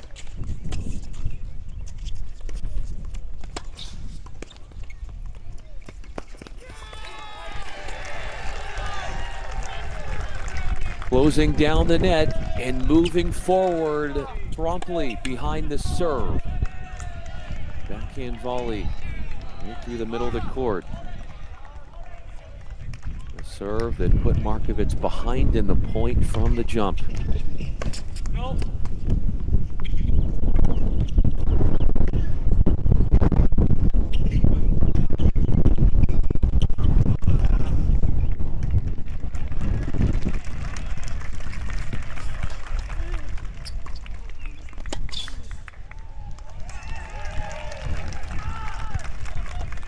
Ball is called out off of Kim. Virginia looking for their 7th NCAA title. Most recently won back-to-back titles in 2022, 2023. Looks like that ball was called in. So it is 40-15 match point for Kim.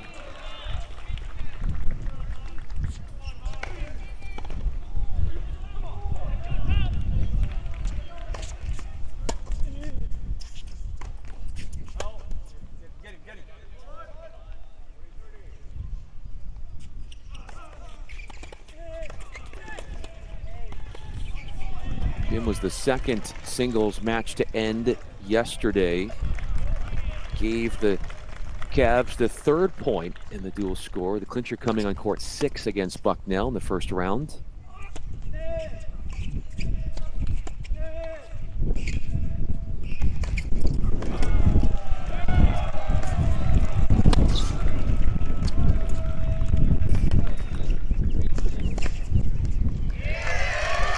Unlike yesterday, he will be the first singles match to conclude. The crowd backing him, as you can hear that support. Finishes with a forehand winner to take out the net man, Markovitz, 6-4, 6-2. Jingjum Kim has played 4 sets in the NCAA tournament. He has won all of them, and with the win at the 5s, that boosts the lead for Virginia up 2-love in the dual score. First to 4 points wins the duel. Every single one of these 6 singles courts constitutes a .1 if you win your match. Speaking of singles, speaking of another match and another duel that is happening concurrently here on Feed 3, cross-court cast presented by Crack Rackets. This is Cornell and Texas. Early goings of their singles melee. 6 different singles courts after Cornell dropped the doubles point. This is the top flight.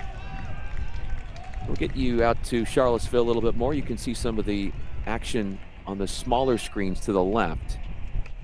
You want to also make sure we properly recognize the second duel that is happening on our stream here.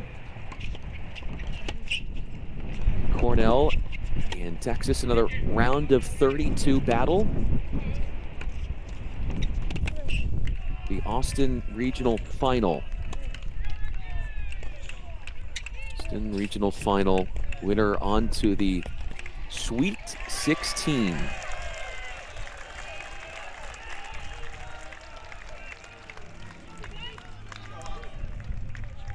Texas women have already advanced into the round of 16. They were the 14th national seed. They hosted on these very courts.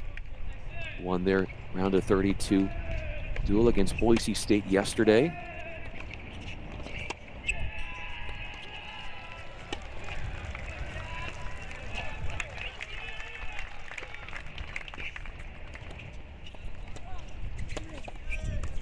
Magoo out there for Texas.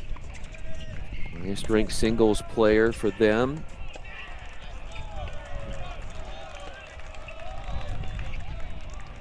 Texas has 4 singles players ranked currently, and all 3 of their doubles teams are ranked. Magoo also won doubles. He and Lucas Brown ranked 11th in the nation in doubles. They won their doubles set on this court, which happened to be the doubles point clincher.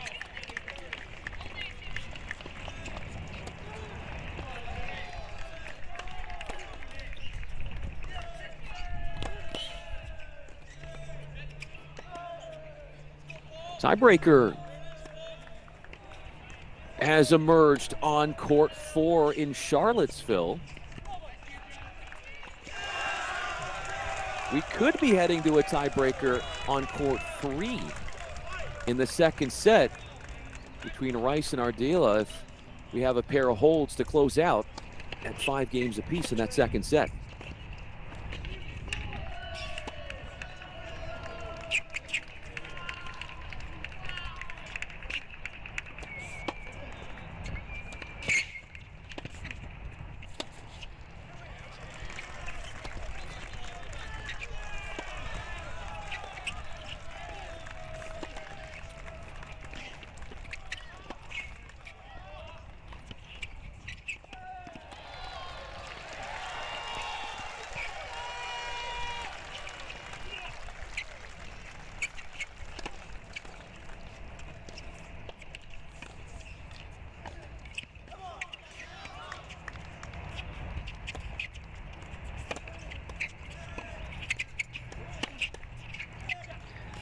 We'll show you more court 1 in Austin momentarily, but let's get you to the second flight.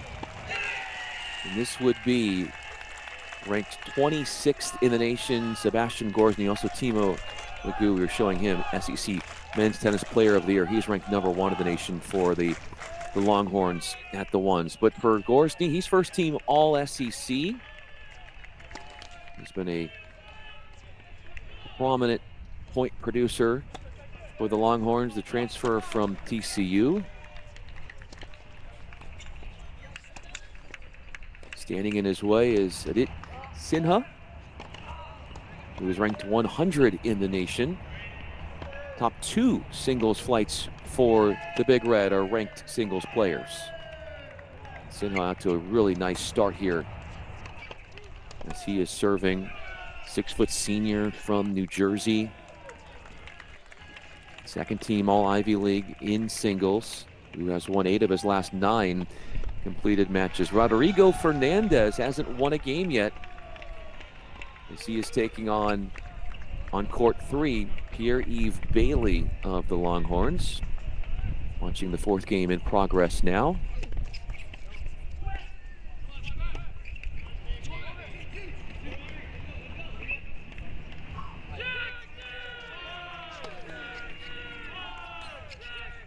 So at that one spot for Cornell, it's Radu Papawe, and he is 49th in the nation. First team all Ivy League singles. But for Fernandez here, just a freshman from Portugal.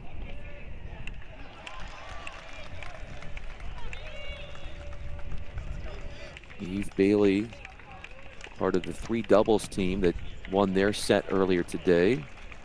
And Sinha and McCarthy 6-3. Eve Bailey teaming up with Sebastian Eriksson.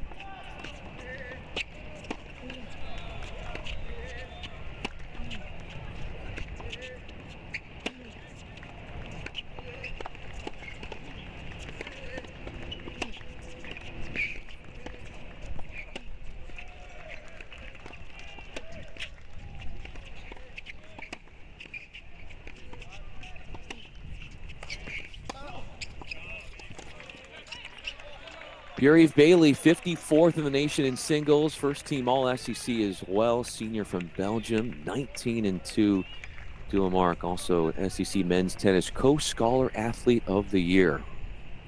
Earned that honor back on April 18th. He's currently earning that economics degree and has a 3.91 GPA. Kudos to him. Serving for a 4-love lead at 40-30, up 3-love.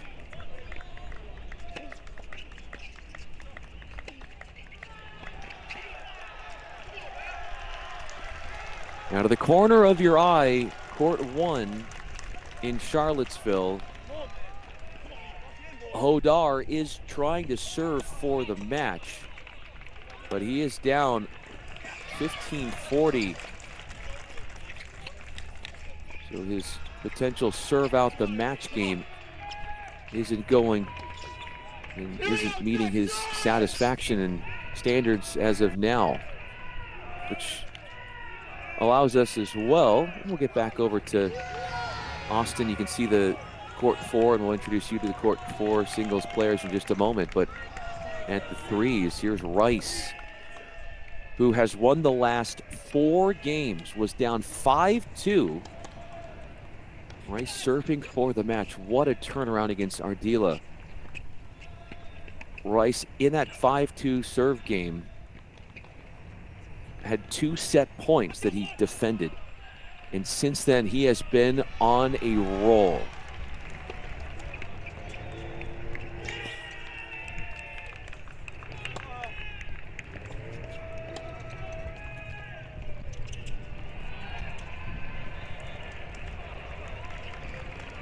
Got to the line, put that one away. Sweeping the backhand past Rice. As Ardila got aggressive off the return. Probably would have liked to have done more with the overhead with his second shot through the middle of the court. That allowed Rice to recover some and gain some time and get back into the point. But Ardila wins the point in the end. 7 points each in a first set tiebreaker on court 4 in Charlottesville. What a battle we have there between Short and Hopper.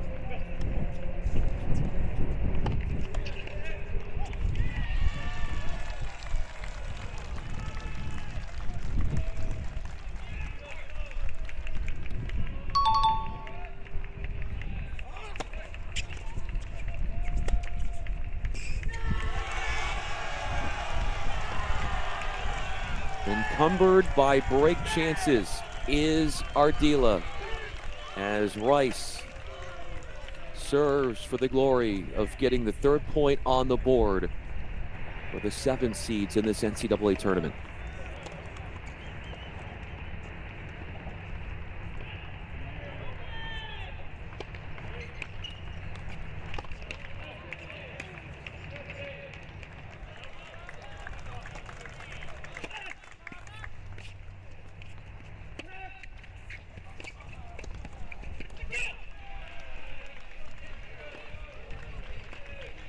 Rice went unfinished in the first rounds. He played at the 2s yesterday against Bucknell. took on Adam Stavrakis. Won the first set, dropped the second set, and then it was 2-all when the match was abandoned because the Cavaliers had picked up the fourth point on another court.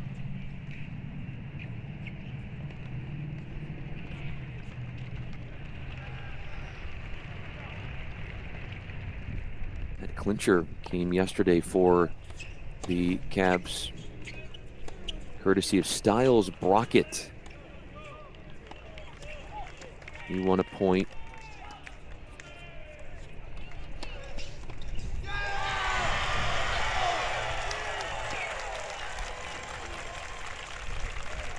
And it's a final on court 3. Rice wins from down 5-2 in the second set. Upending Ardila. Virginia is a single point away from the round of 16 and joining such exclusive company. 3-love, they lead against Princeton. The doubles point, Jung Kim had the first singles point, 6-4, 6-2 over Markovitz on court 5 to go up 2-love. And then Rice turns things around in a hurry. Was on the verge, multiple points of giving up that second set. But those steely nerves and the proper decision making under duress, enabling him to sidestep all of that danger to close it out in 2. In Austin, our 4s. Introduce you to them. Jake McCarthy serving for Cornell, 6'4" senior from Australia.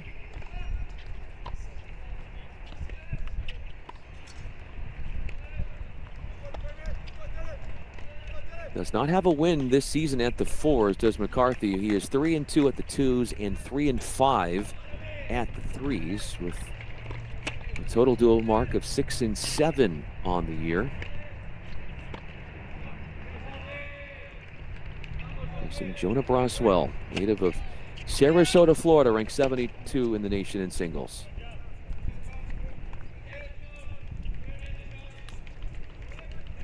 Braswell and Gorsny played 2 doubles. They went unfinished. They were up 4-3. Braswell went unfinished yesterday at the 4s against Montana.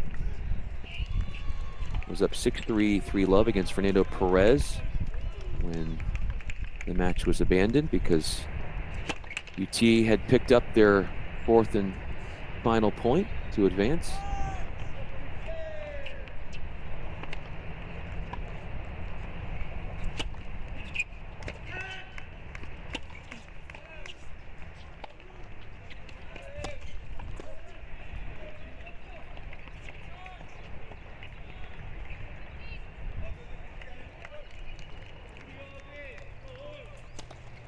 As well, 13-5 is his dual record.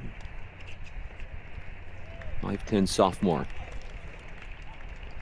Turning in the ad court.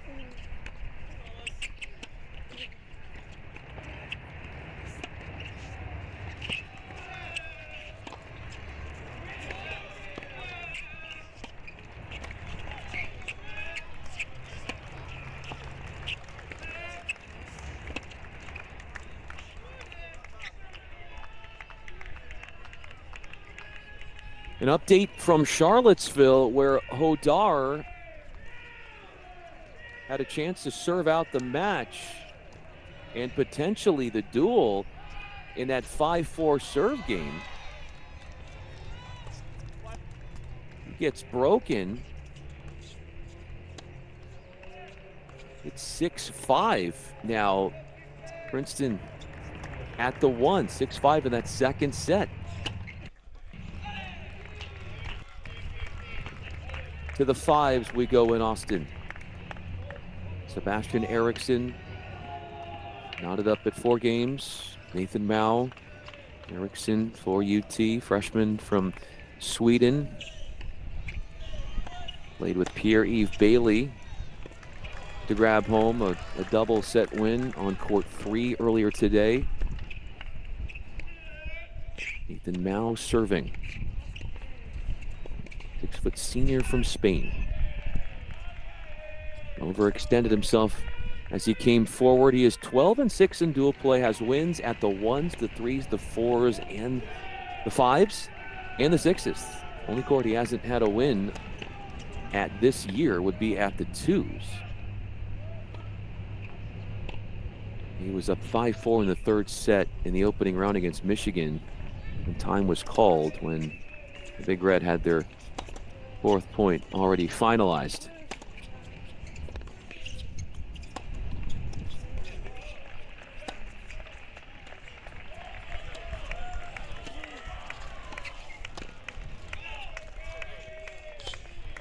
Two unsuccessful net trips with misses. Hitting dippers, Eriksson to stall Mao in his charge forward, who's had 2 different 5-match winning streaks this year. Had one in the month of April, now also had one in February as well. Break chance for Eriksson to go up 5-4.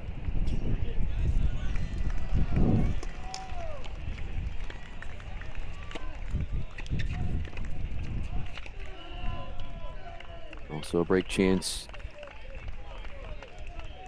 or make that a game point for Hodar to force a 2nd set tiebreaker on court 1 in Charlottesville.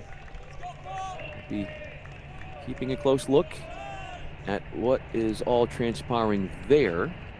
Our 6th and final court here has Philippe Vincent, 6'2" sophomore from Sunrise, Florida. And you can continue to watch that bottom left of your screen. A deciding point is coming up over in Charlottesville. Set point or a ticket to a tiebreaker as Hodar is serving.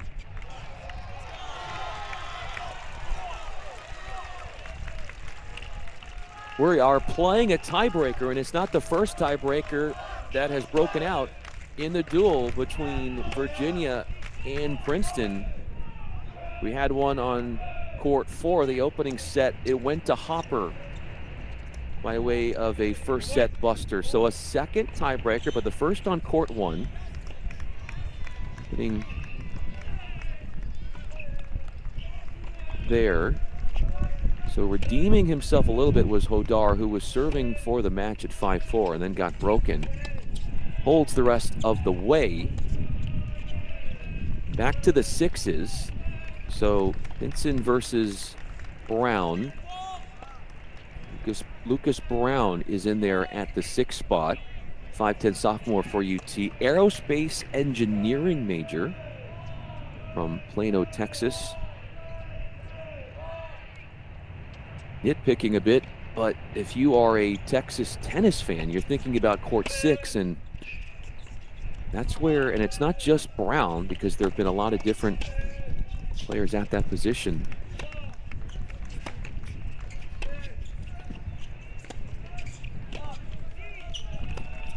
It's not just Brown, but at the 6s, that's the lowest winning percentage of any court for UT this year.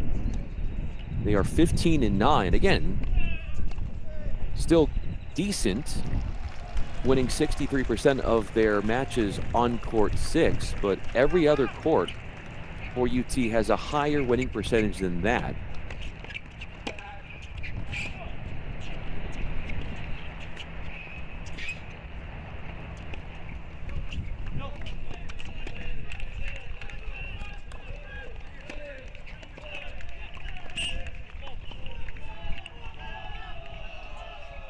UT did make a change at the 6s compared to yesterday. They had freshman Evan Burnett out there in lineup at the 6s.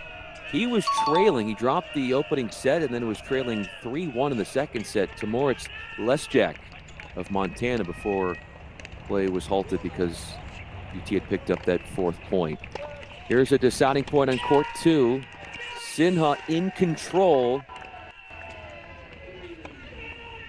Cornell making a statement here on court number 2. Sebastian Gorsny, the 26th ranked singles player in the nation, drops the opening set on the second highest flight in this round of 32 matchup between the Big Red and the Longhorns. You mentioned there had been a tiebreaker that had started up, but we're catching it in progress here. Hodar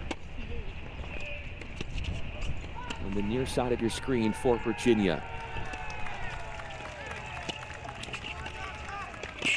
Comes in looking to attack. Good split step and a backhand finish for the 6'3" freshman from Spain. Highest ranked singles player in the ACC, taking on the 39th ranked singles player in the nation, donning the Princeton Tiger garb in Paul Inchauspé. He's only a sophomore from France. He serves 1-3.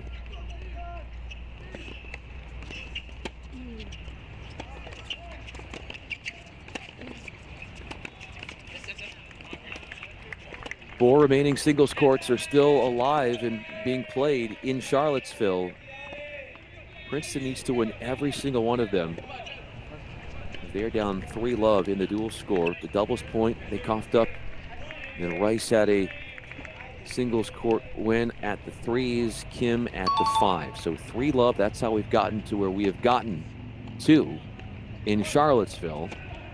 As Eriksson at the 5, Sebastian Eriksson, native of Sweden, looking at trying to close out this opening set.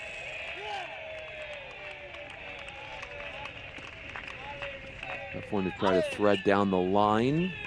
And it is Eriksson taking the first set over the native and senior of Maine in Nathan Mao. Legou, #1 ranked singles player in the nation. We go back to him. Taking on Radu Papue.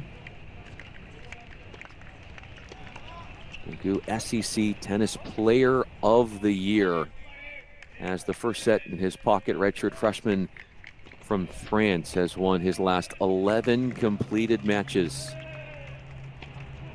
donning a sparkly 21-2 dual record. And it is at the ones where you've got the second highest winning percentage of any court for UT. Combined 24-2 mark. Legou and company at the ones during this dual season. 24 wins, 2 losses all season long at that top singles flight. 2 points, 1 in a row for the Tigers in this tiebreaker for 3-all as we get back to the top flight in Charlottesville. A regional final spot into the round of 16 at stake as Arizona watches to see who they will play next in the round of 16. Will it be Princeton or will it be Virginia?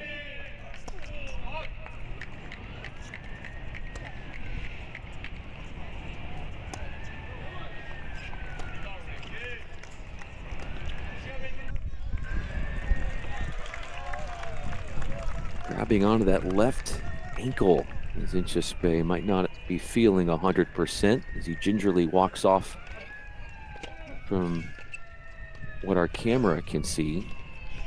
Just the way in which he went about striking that backhand didn't seem completely himself. 3-5.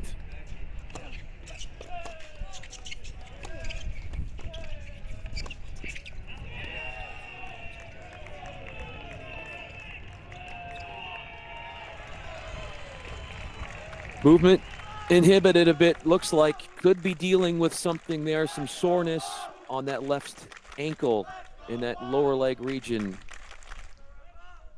At least giving off the impression that there might be something there bothering him.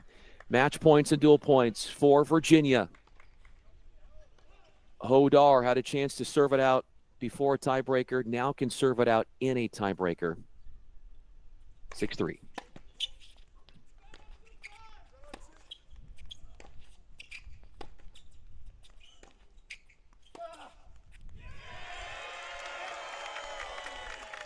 For the 19th time in the last 20 seasons, Virginia is headed to the round of 16.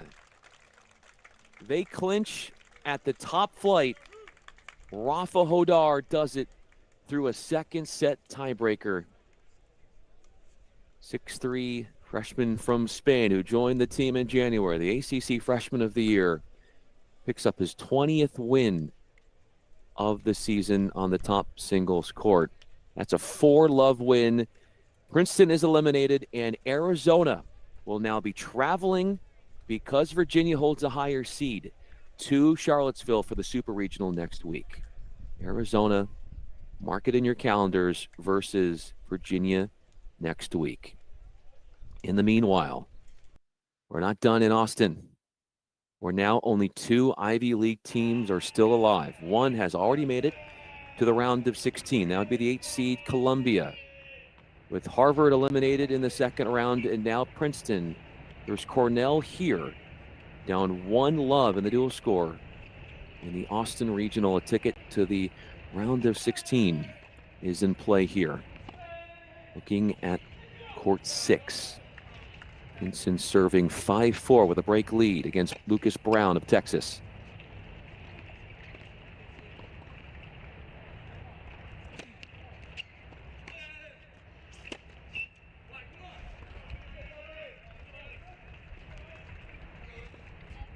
Lucas Brown playing 1 doubles with Timo Legou. They won and clinched on court 1 in doubles with a 6-3 W. Doubles team that is ranked 11th in the nation, but Brown is unranked in singles. So you can see what he's doing against Pinson right box. We'll split screen here as McCarthy for Cornell has a break lead. Jonah Braswell is serving for UT.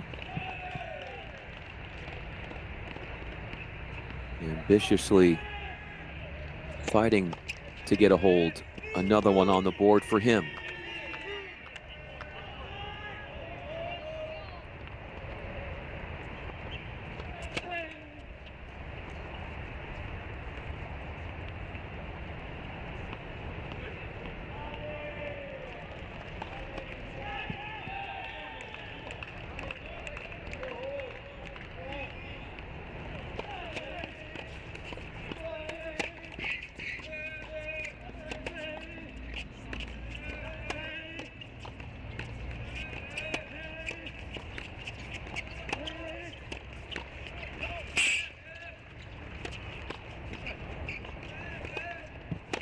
Squash forehand floats off the court from Braswell, who is knocked down on his forehand corner.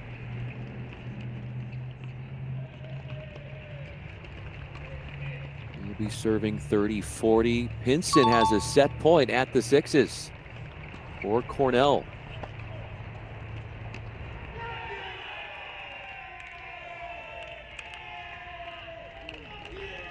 This is one of those duels that could come down to the very last court. Big rip from Brown. Smooth and hard struck cross court to bring up a deciding point.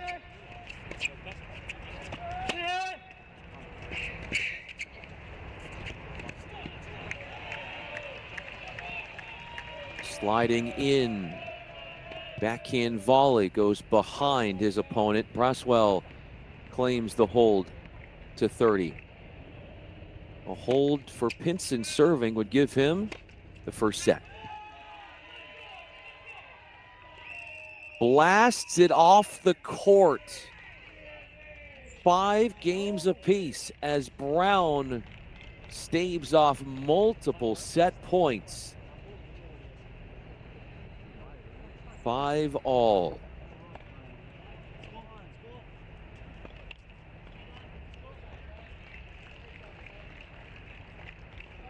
In review, First set going on court 1 to Texas. Texas dropping the first set at the 2s.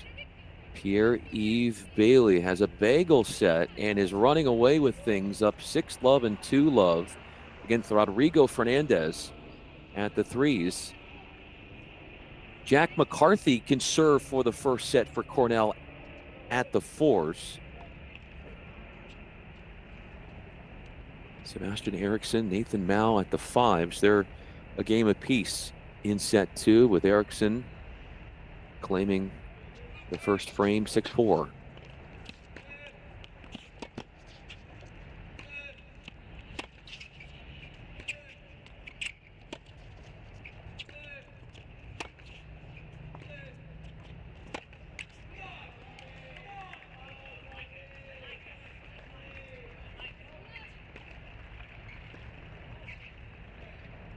Keeping tabs on other SEC teams that are currently playing. Also being covered currently on Cross-Court Cast, presented by Crack Rackets. Number 26, Georgia versus number 8, NC State. They are scoreless in doubles play right now. There have been 11 SEC teams to make this tournament, including Kentucky. They lost in the round of 32 to the top seed Wake Forest. Lots of big Texas A&M versus Baylor. A lot of big SEC matches today. Auburn versus Ohio State. Florida versus UCF today. Tennessee versus Duke.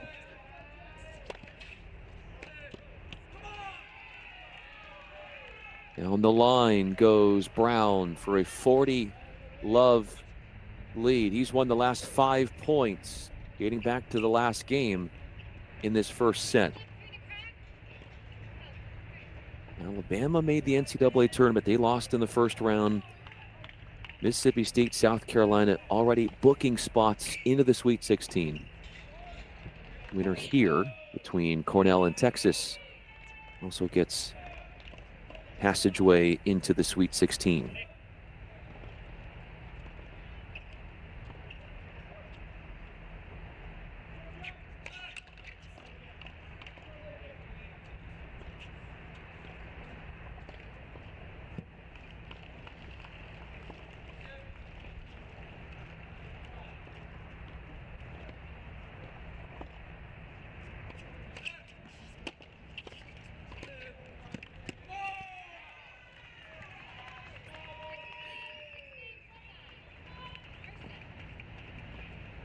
(6-5) Brown.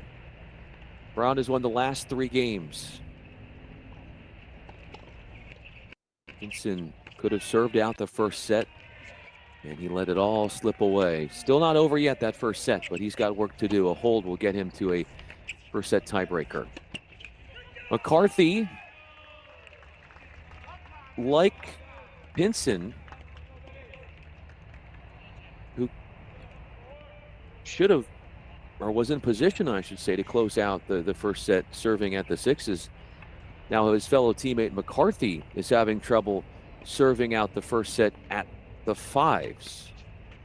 Excuse me, at the 4s. Jack McCarthy, 5-4. He's in danger of getting broken in this most opportune moment for him.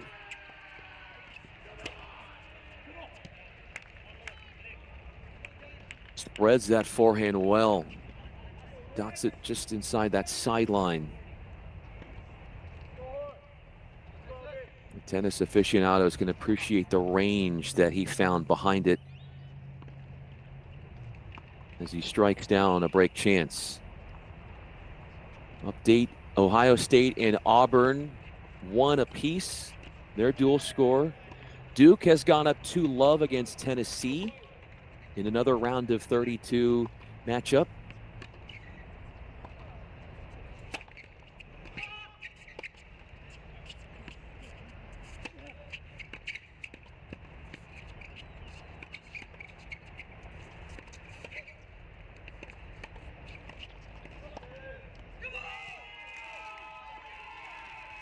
Found the corner there, did Braswell. After a series of incredible plays with the volley. But it's Braswell who sneaks away with the game. A total Cornell party crasher by winning that 10th game and shutting down the hopes, at least for now, of McCarthy of trying to close out the first set, which is what Brown did to Pinson, serving at 5-4. Now Pinson serving far end at 5-6. They are underway at the USTA National Campus as well for a round of 32 matchup. UCF hosting Florida. Singles play is in progress. The Knights taking the doubles point. Also, Oklahoma did make it to the round of 32, but they did lose to two-seeded TCU yesterday.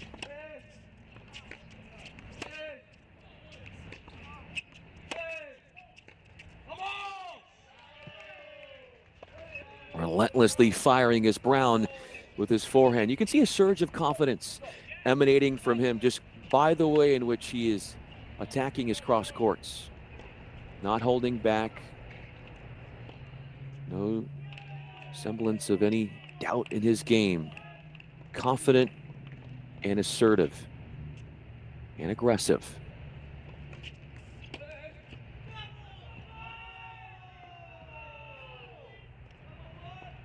Got deceived by the kicker out wide to the backhand for 30 all.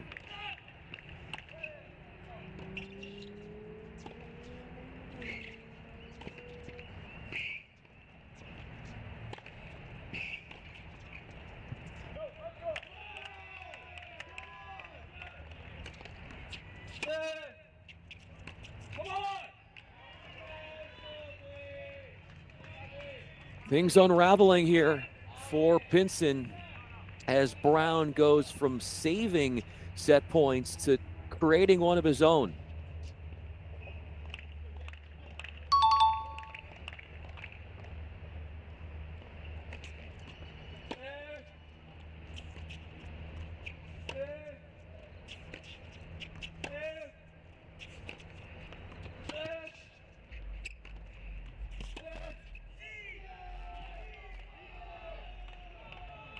Pushes the backhand, defending long on the run. Deciding point. Here we go. Back-to-back service games for Pinson, where he has had to deal with the ire and the turbulence of a deciding point at stake.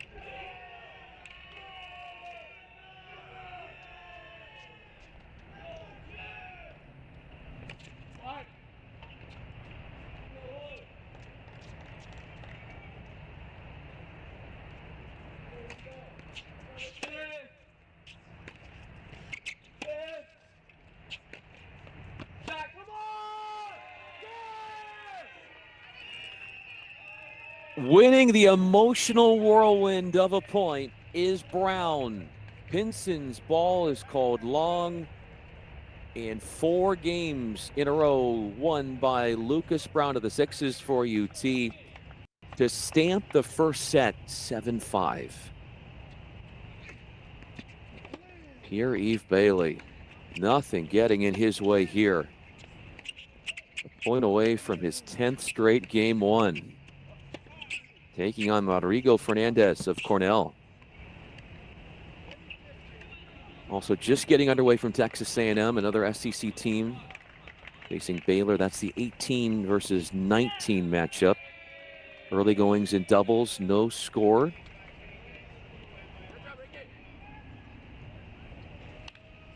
If you're just hopping on the stream and wondering what happened to Virginia and Princeton, Virginia has won. Virginia advances, beating Princeton, knocking them out in the second round of the NCAA tournament. Cavs will host in the Super Regional, Arizona, next week.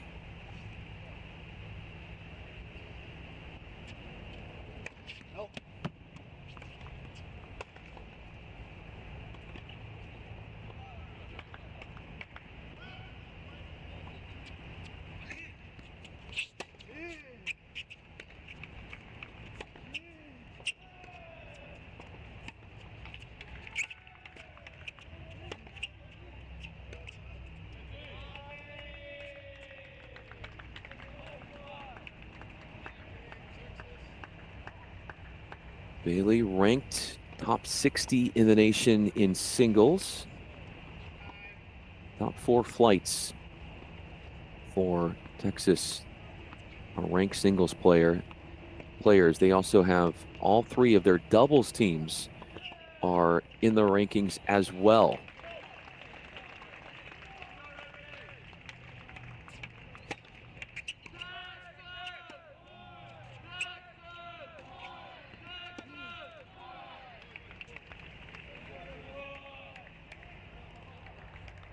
And straight games, as you can see there, from Pierre-Yves Bailey, senior from Belgium,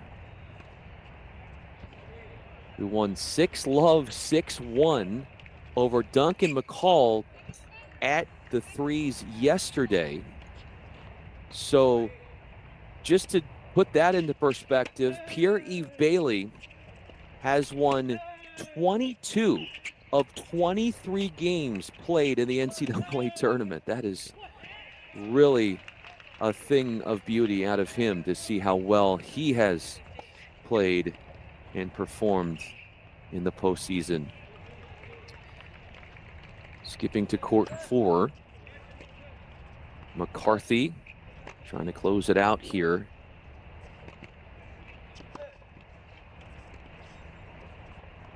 That's 6-5 for Cornell. McCarthy got broken in the 5-4 service game. Breaks right back. Now with a chance, 30-15, to work his way towards a first set victory.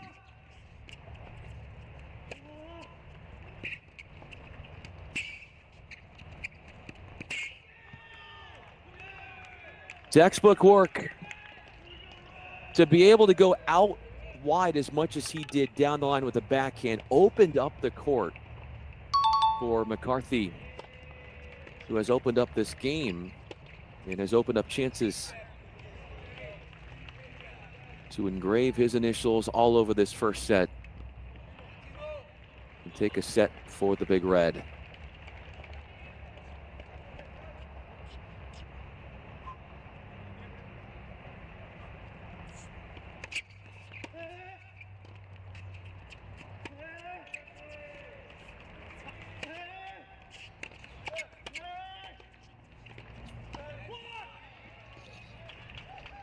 Playing off the pace and redirecting.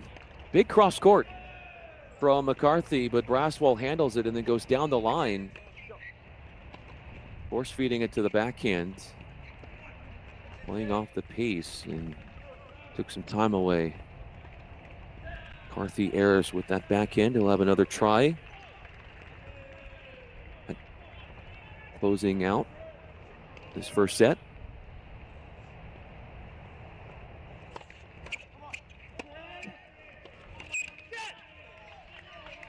He goes big again and misses again.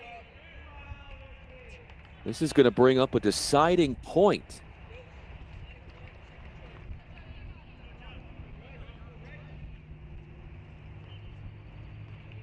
Point that will either steer us to a tiebreaker or give Cornell their first set won in the duel.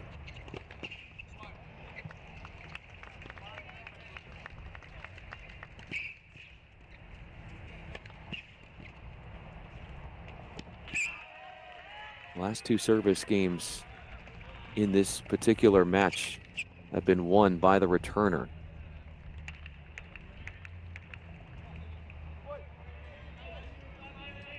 Will that trend continue to a third break? Or will a hold stop the streak?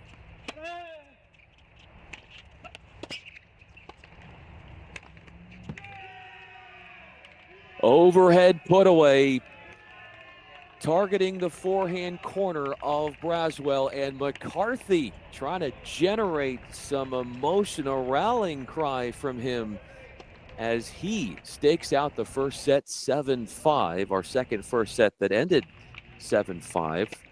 First set ended Lucas Brown's way at the 6s for Texas at 7-5 after he broke with Philippe Pinson serving for the opening set at 5-4. Bailey is serving for the match.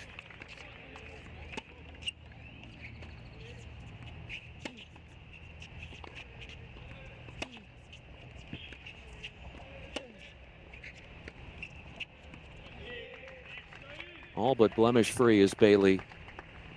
If he wins this game, it would be his third bagel set of this year's NCAA tournament. He has dropped only one game over 2 matches in this year's NCAAs.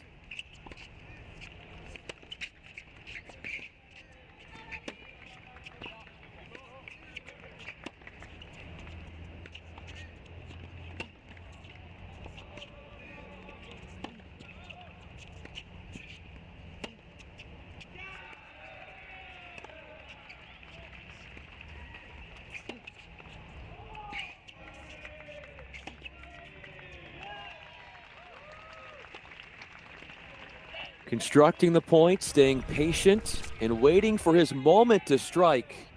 Another glance at it. Pulled Fernandez off the court, and then inside in.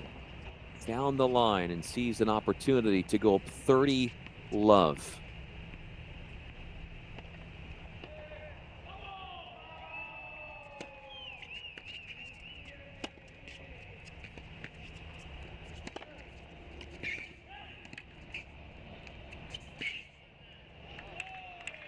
That is one dazzling display.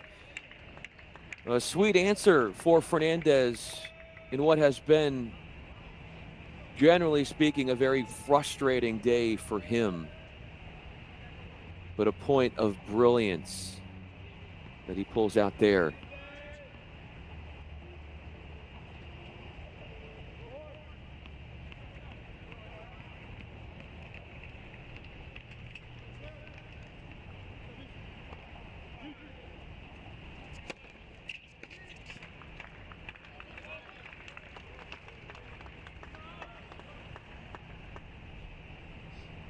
Return serve. Springs match points into the picture for Bailey, looking for his 20th win of the dual season.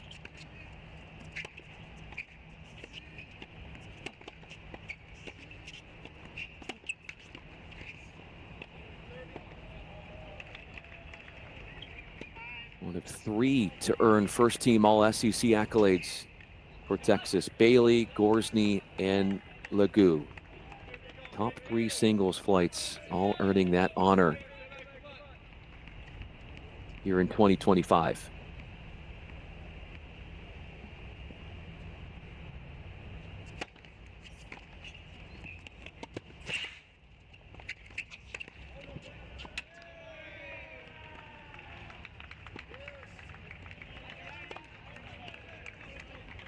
Some last-minute fight and resilience and stick-to-itiveness from Fernandez.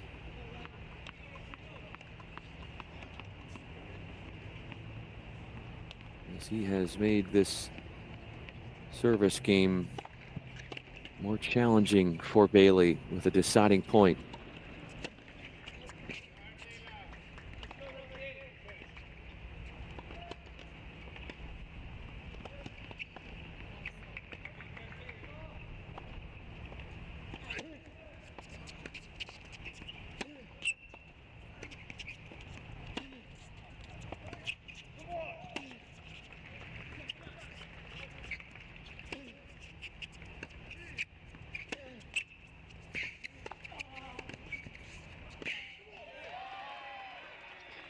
Despite the obstacles put up there in that game by the returning Fernandez, it is Bailey.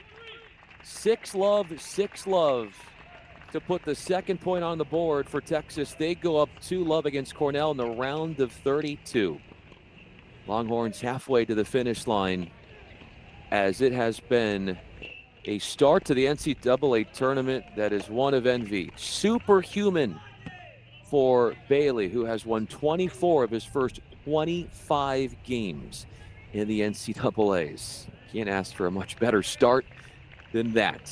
As Erickson at the 5s is at the line for UT.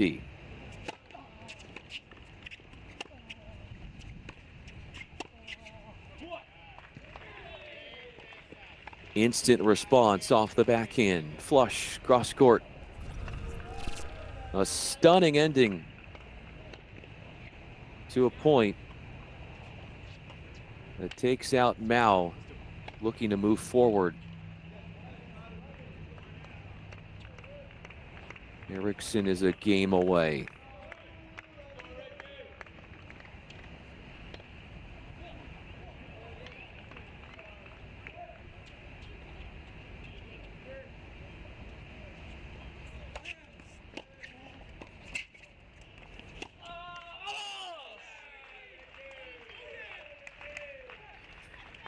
Winner between Cornell and Texas. Take on the winner of Duke and Tennessee. You can watch that duel being played out on another one of our feeds here. Cross Court Cast presented by Crack Rackets. Comprehensive wall-to-wall coverage of college tennis, unlike anything you've ever seen, courtesy of Crack Rackets.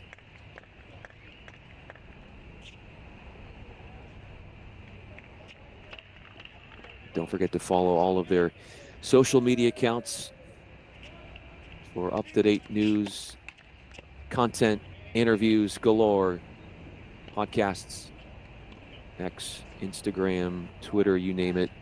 15 all for the serving Mao, senior from Maine.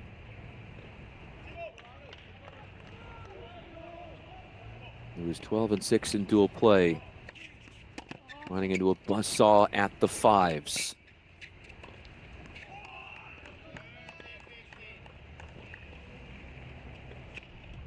Doubles point was won earlier. As we look at that one again, I see a good rundown, but then a better response up the line, hugging that backhand flip down the line to beat Erickson. Doubles point going to Texas, with the threes and the ones going their way, and then that first singles victory coming on court 3. 6-love for Pierre-Yves Bailey.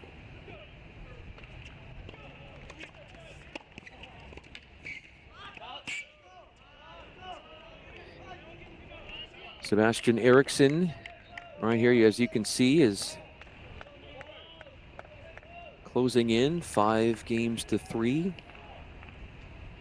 30 all.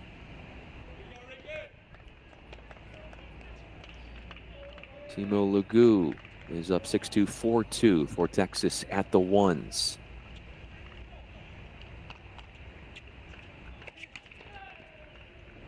But Lugu over at the ones is facing break chances 15-40. He's in danger of allowing Radu Papue to get back on serve.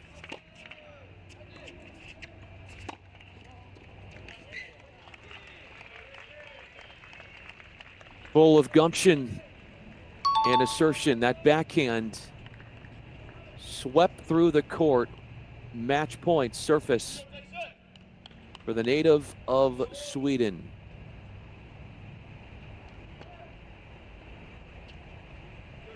Just a freshman is Sebastian Erickson.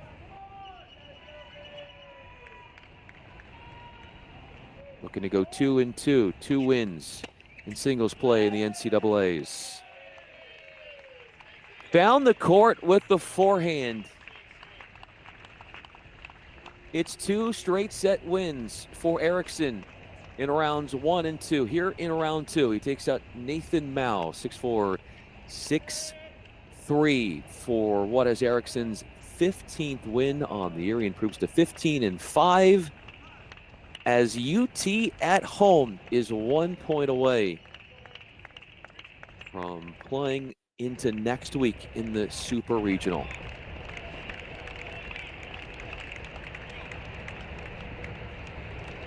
Lagu just got broken at court 1.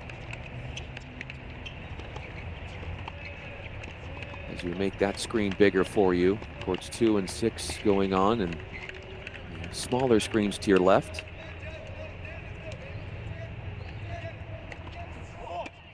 Papue serving at the ones. We'll focus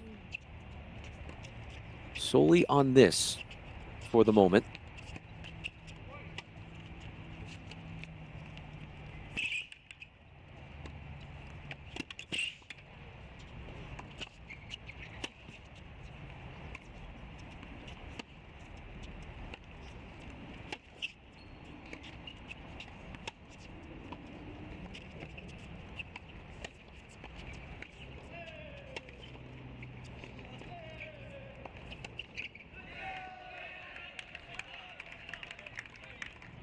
Looked at a shorter ball, but could not roll the backhand with two hands gripped firm on the racket and roll it down the line. Papue takes the first point in the game.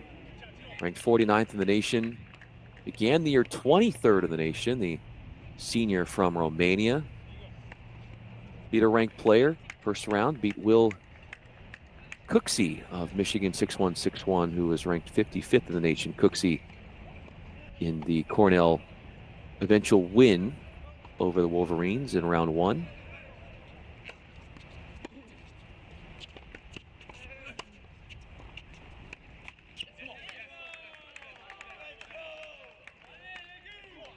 Papue has a tough challenge in front of him. Legout being the #1 singles player in the nation. But court one for the Big Red has been the winningest court of the 6 flights for them all season long. Winning matches 70% of the time this dual season at the top flight.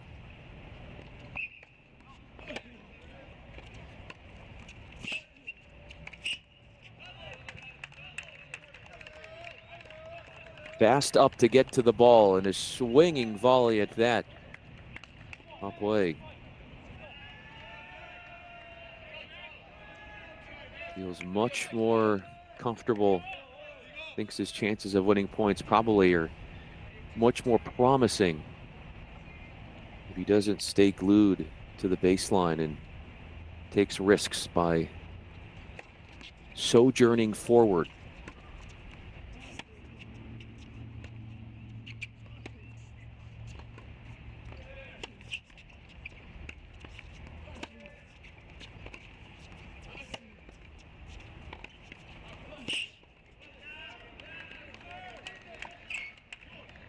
Good crack off the backhand. Generating pace. It's a forcing shot off that down the line. Papue looking to tie it at 4-all after being down 4-2.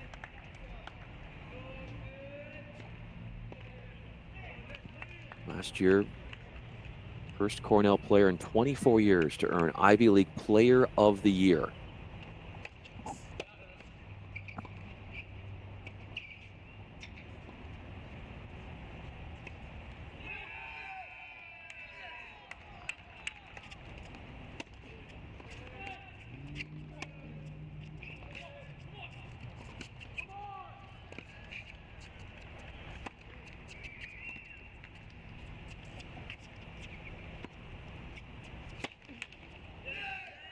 An overhead from the back. Legout let it bounce.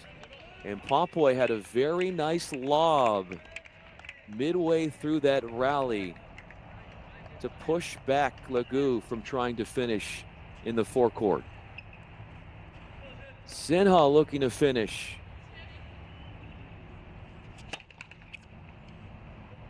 And get Cornell its first point on the board. So Cornell winning actually opening sets on courts 4 and courts 2.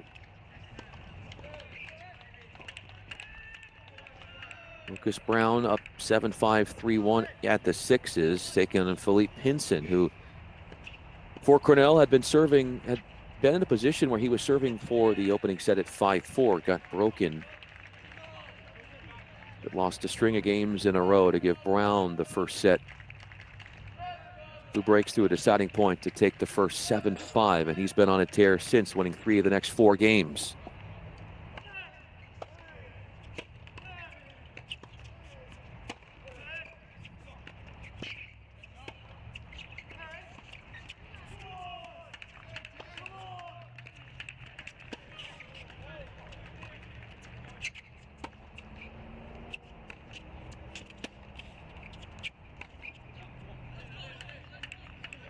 A check-in on that Duke-Tennessee round of 32 matchup that is taking place right now. Duke is up 3 points to love against Tennessee.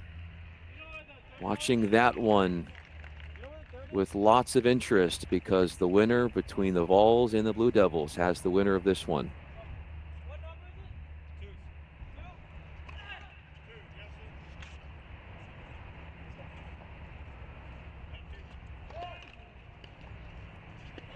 And considering that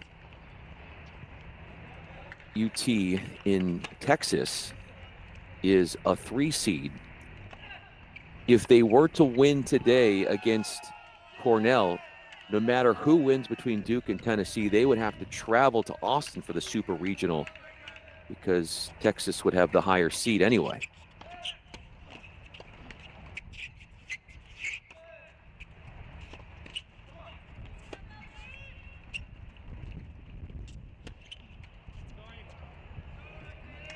Uses the help from the equipment to steer a forehand down the line. A whimsical look at a passing shot from Sinha for 30-15. Playing some of his best tennis against the nation's 26th ranked singles player in the nation, Gorsny.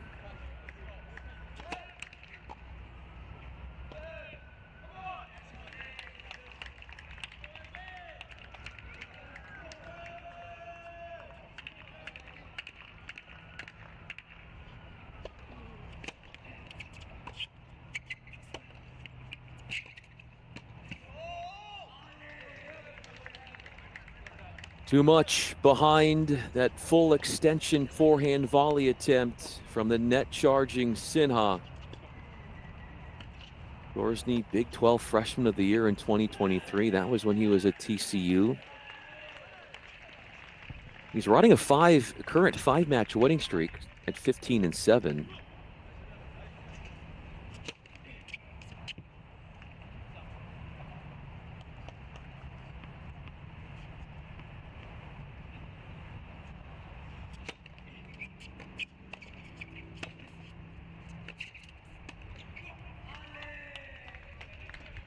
Not great finishes or looks at them for Sinha, who doesn't look too comfortable there. Loose mistakes.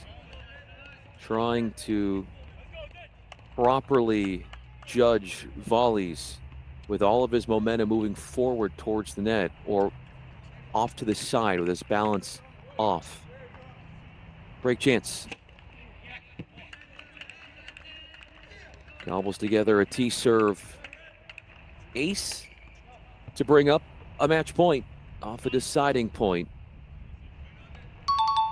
Gorsny had the dual clincher yesterday against Montana, had that 4th point at the 2s, 6-3, 6-1. Now he's on the wrong side of this one at the 2s against the Big Reds, Sinha.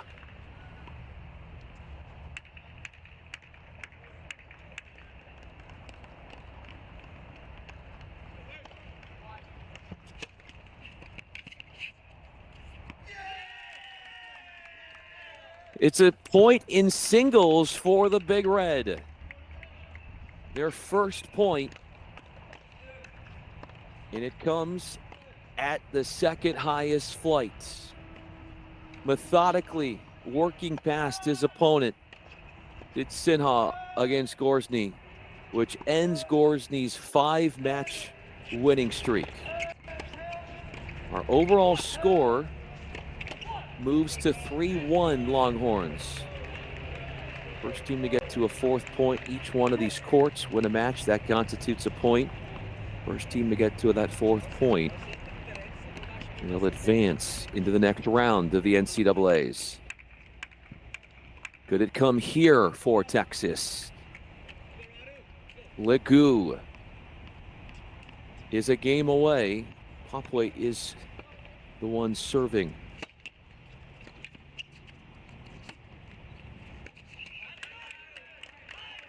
Certainly a must-hold situation for Popway. Already today, Cornell We're seeing them right now. But out of the Ivy League, there were 4 teams that made the NCAA tournament. Only 2 are still alive, Cornell and Columbia. Columbia is on to the round of 16. Had a nice win in the round of 32 against Clemson. Harvard lost. Also, Princeton lost today.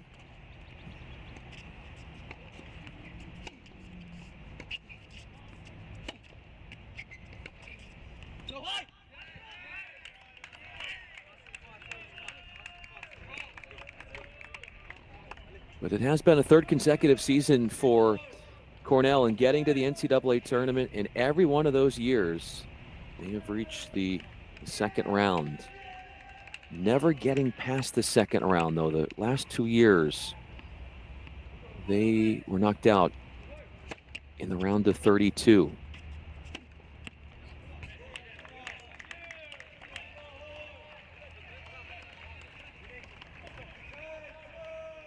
The 38th ranked team in the nation, Cornell, 16-7. They went 5-2 in Ivy League play.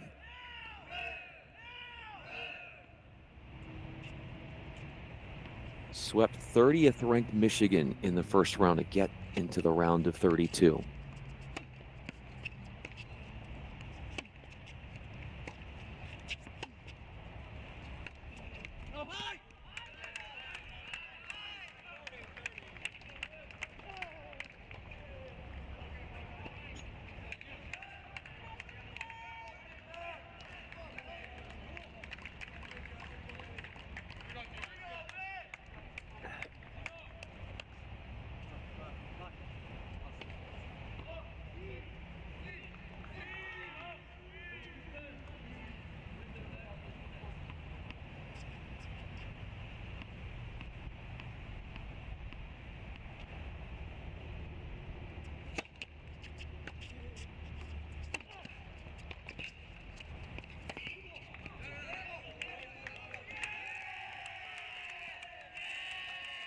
Bopway holds.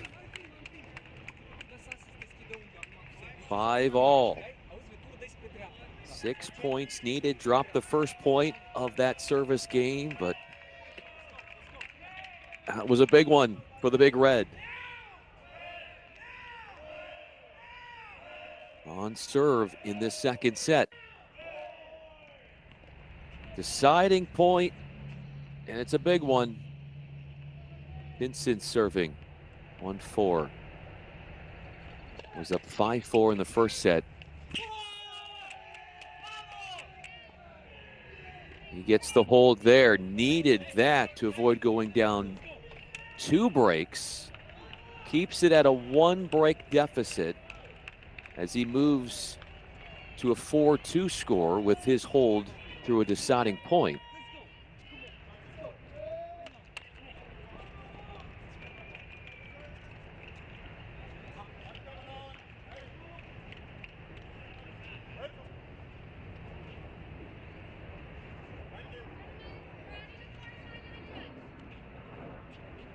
Vincent lost the last 4 games of the first set.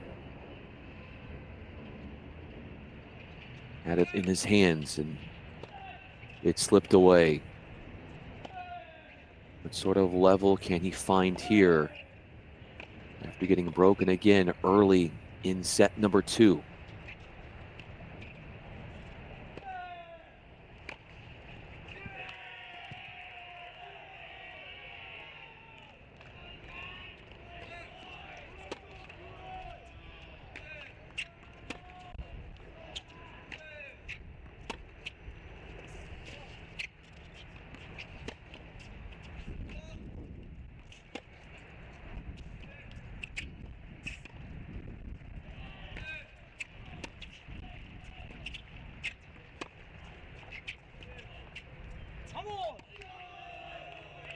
Went an extended rally. Just maintaining steadiness from the back. Not going for too much.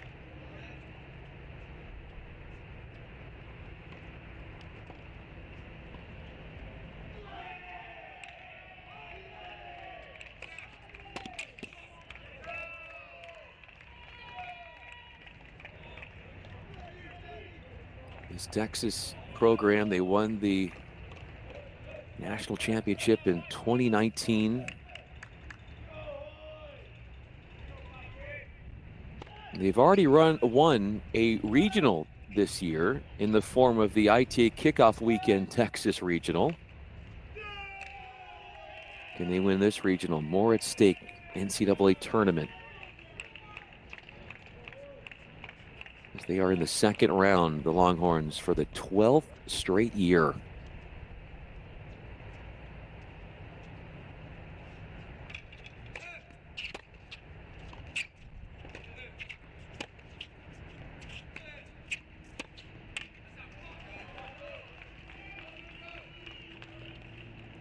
Missed it down the line.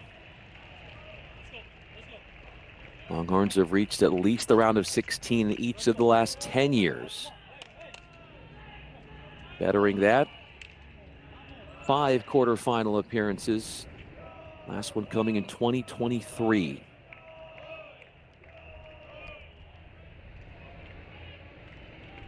The last 3 rounds will be played later in May in Waco.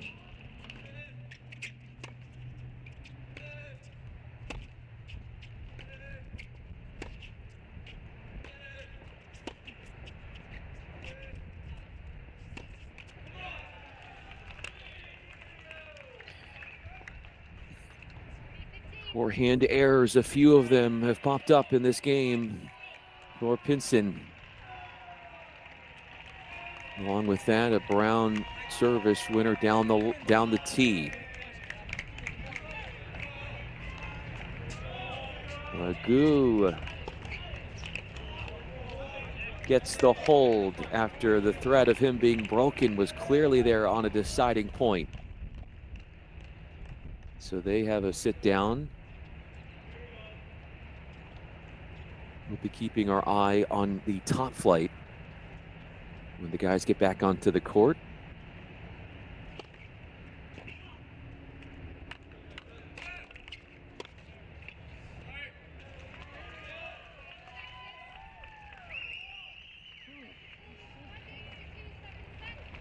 Two forehand errors, 2 unreturned serves. Put 4 points on the board and a 5-point hold for Brown to go up 5-2 in that third set. Or excuse me, in that second set. McCarthy not going to need a third set with how he's playing for Cornell. We give them some love.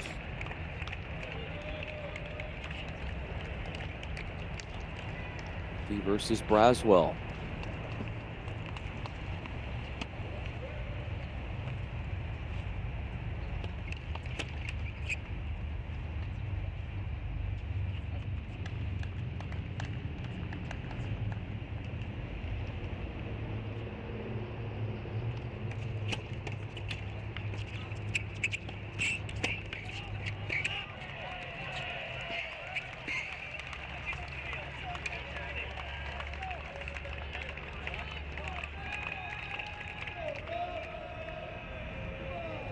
Lots of other matches going on, other duels in other places, and you can watch all of that here on Cross Court Cast presented by Crack Rackets.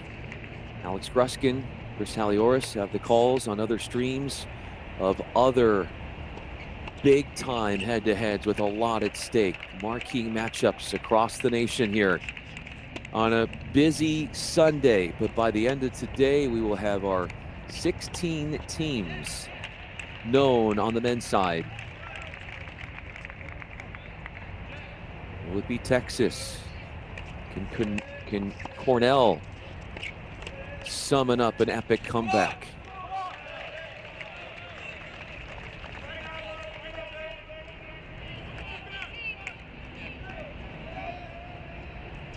Fifteens on the board.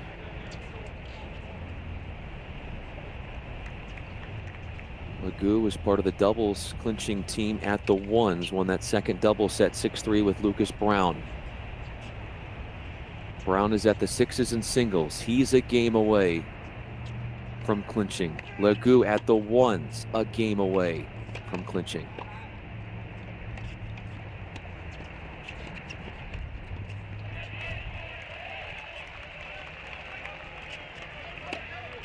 Southway did hold in that 5-4 game. Held through 30 all to make it 5 all.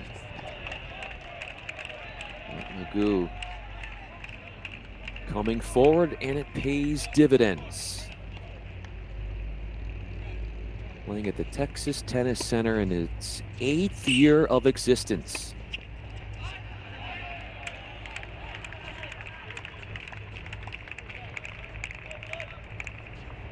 UT won the SEC championship title with a 4-1 win over the host team, South Carolina. South Carolina, though, has turned things around and moved past that quickly, as they are one of the few SEC teams to make it into the round of 16. Also there, Mississippi State. And by the end of today, we can have a few more. Also Texas trying to get there as well.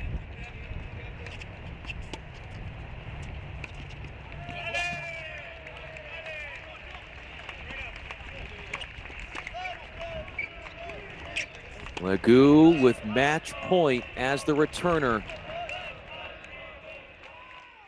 To win the duel, it's a point away and a ticket to the round of 16. For the 3 seeds, 25-4 on the year, and a perfect 15-0 at home.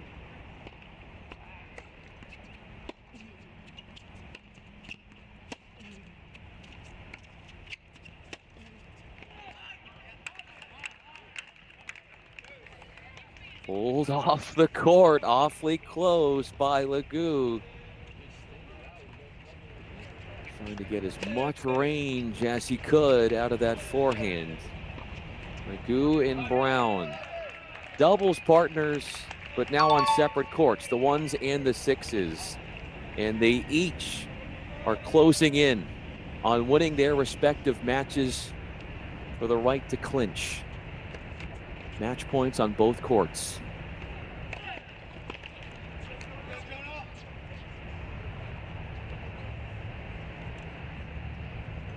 Brown and Magoo clinch the doubles point together. And one of them potentially could clinch the match.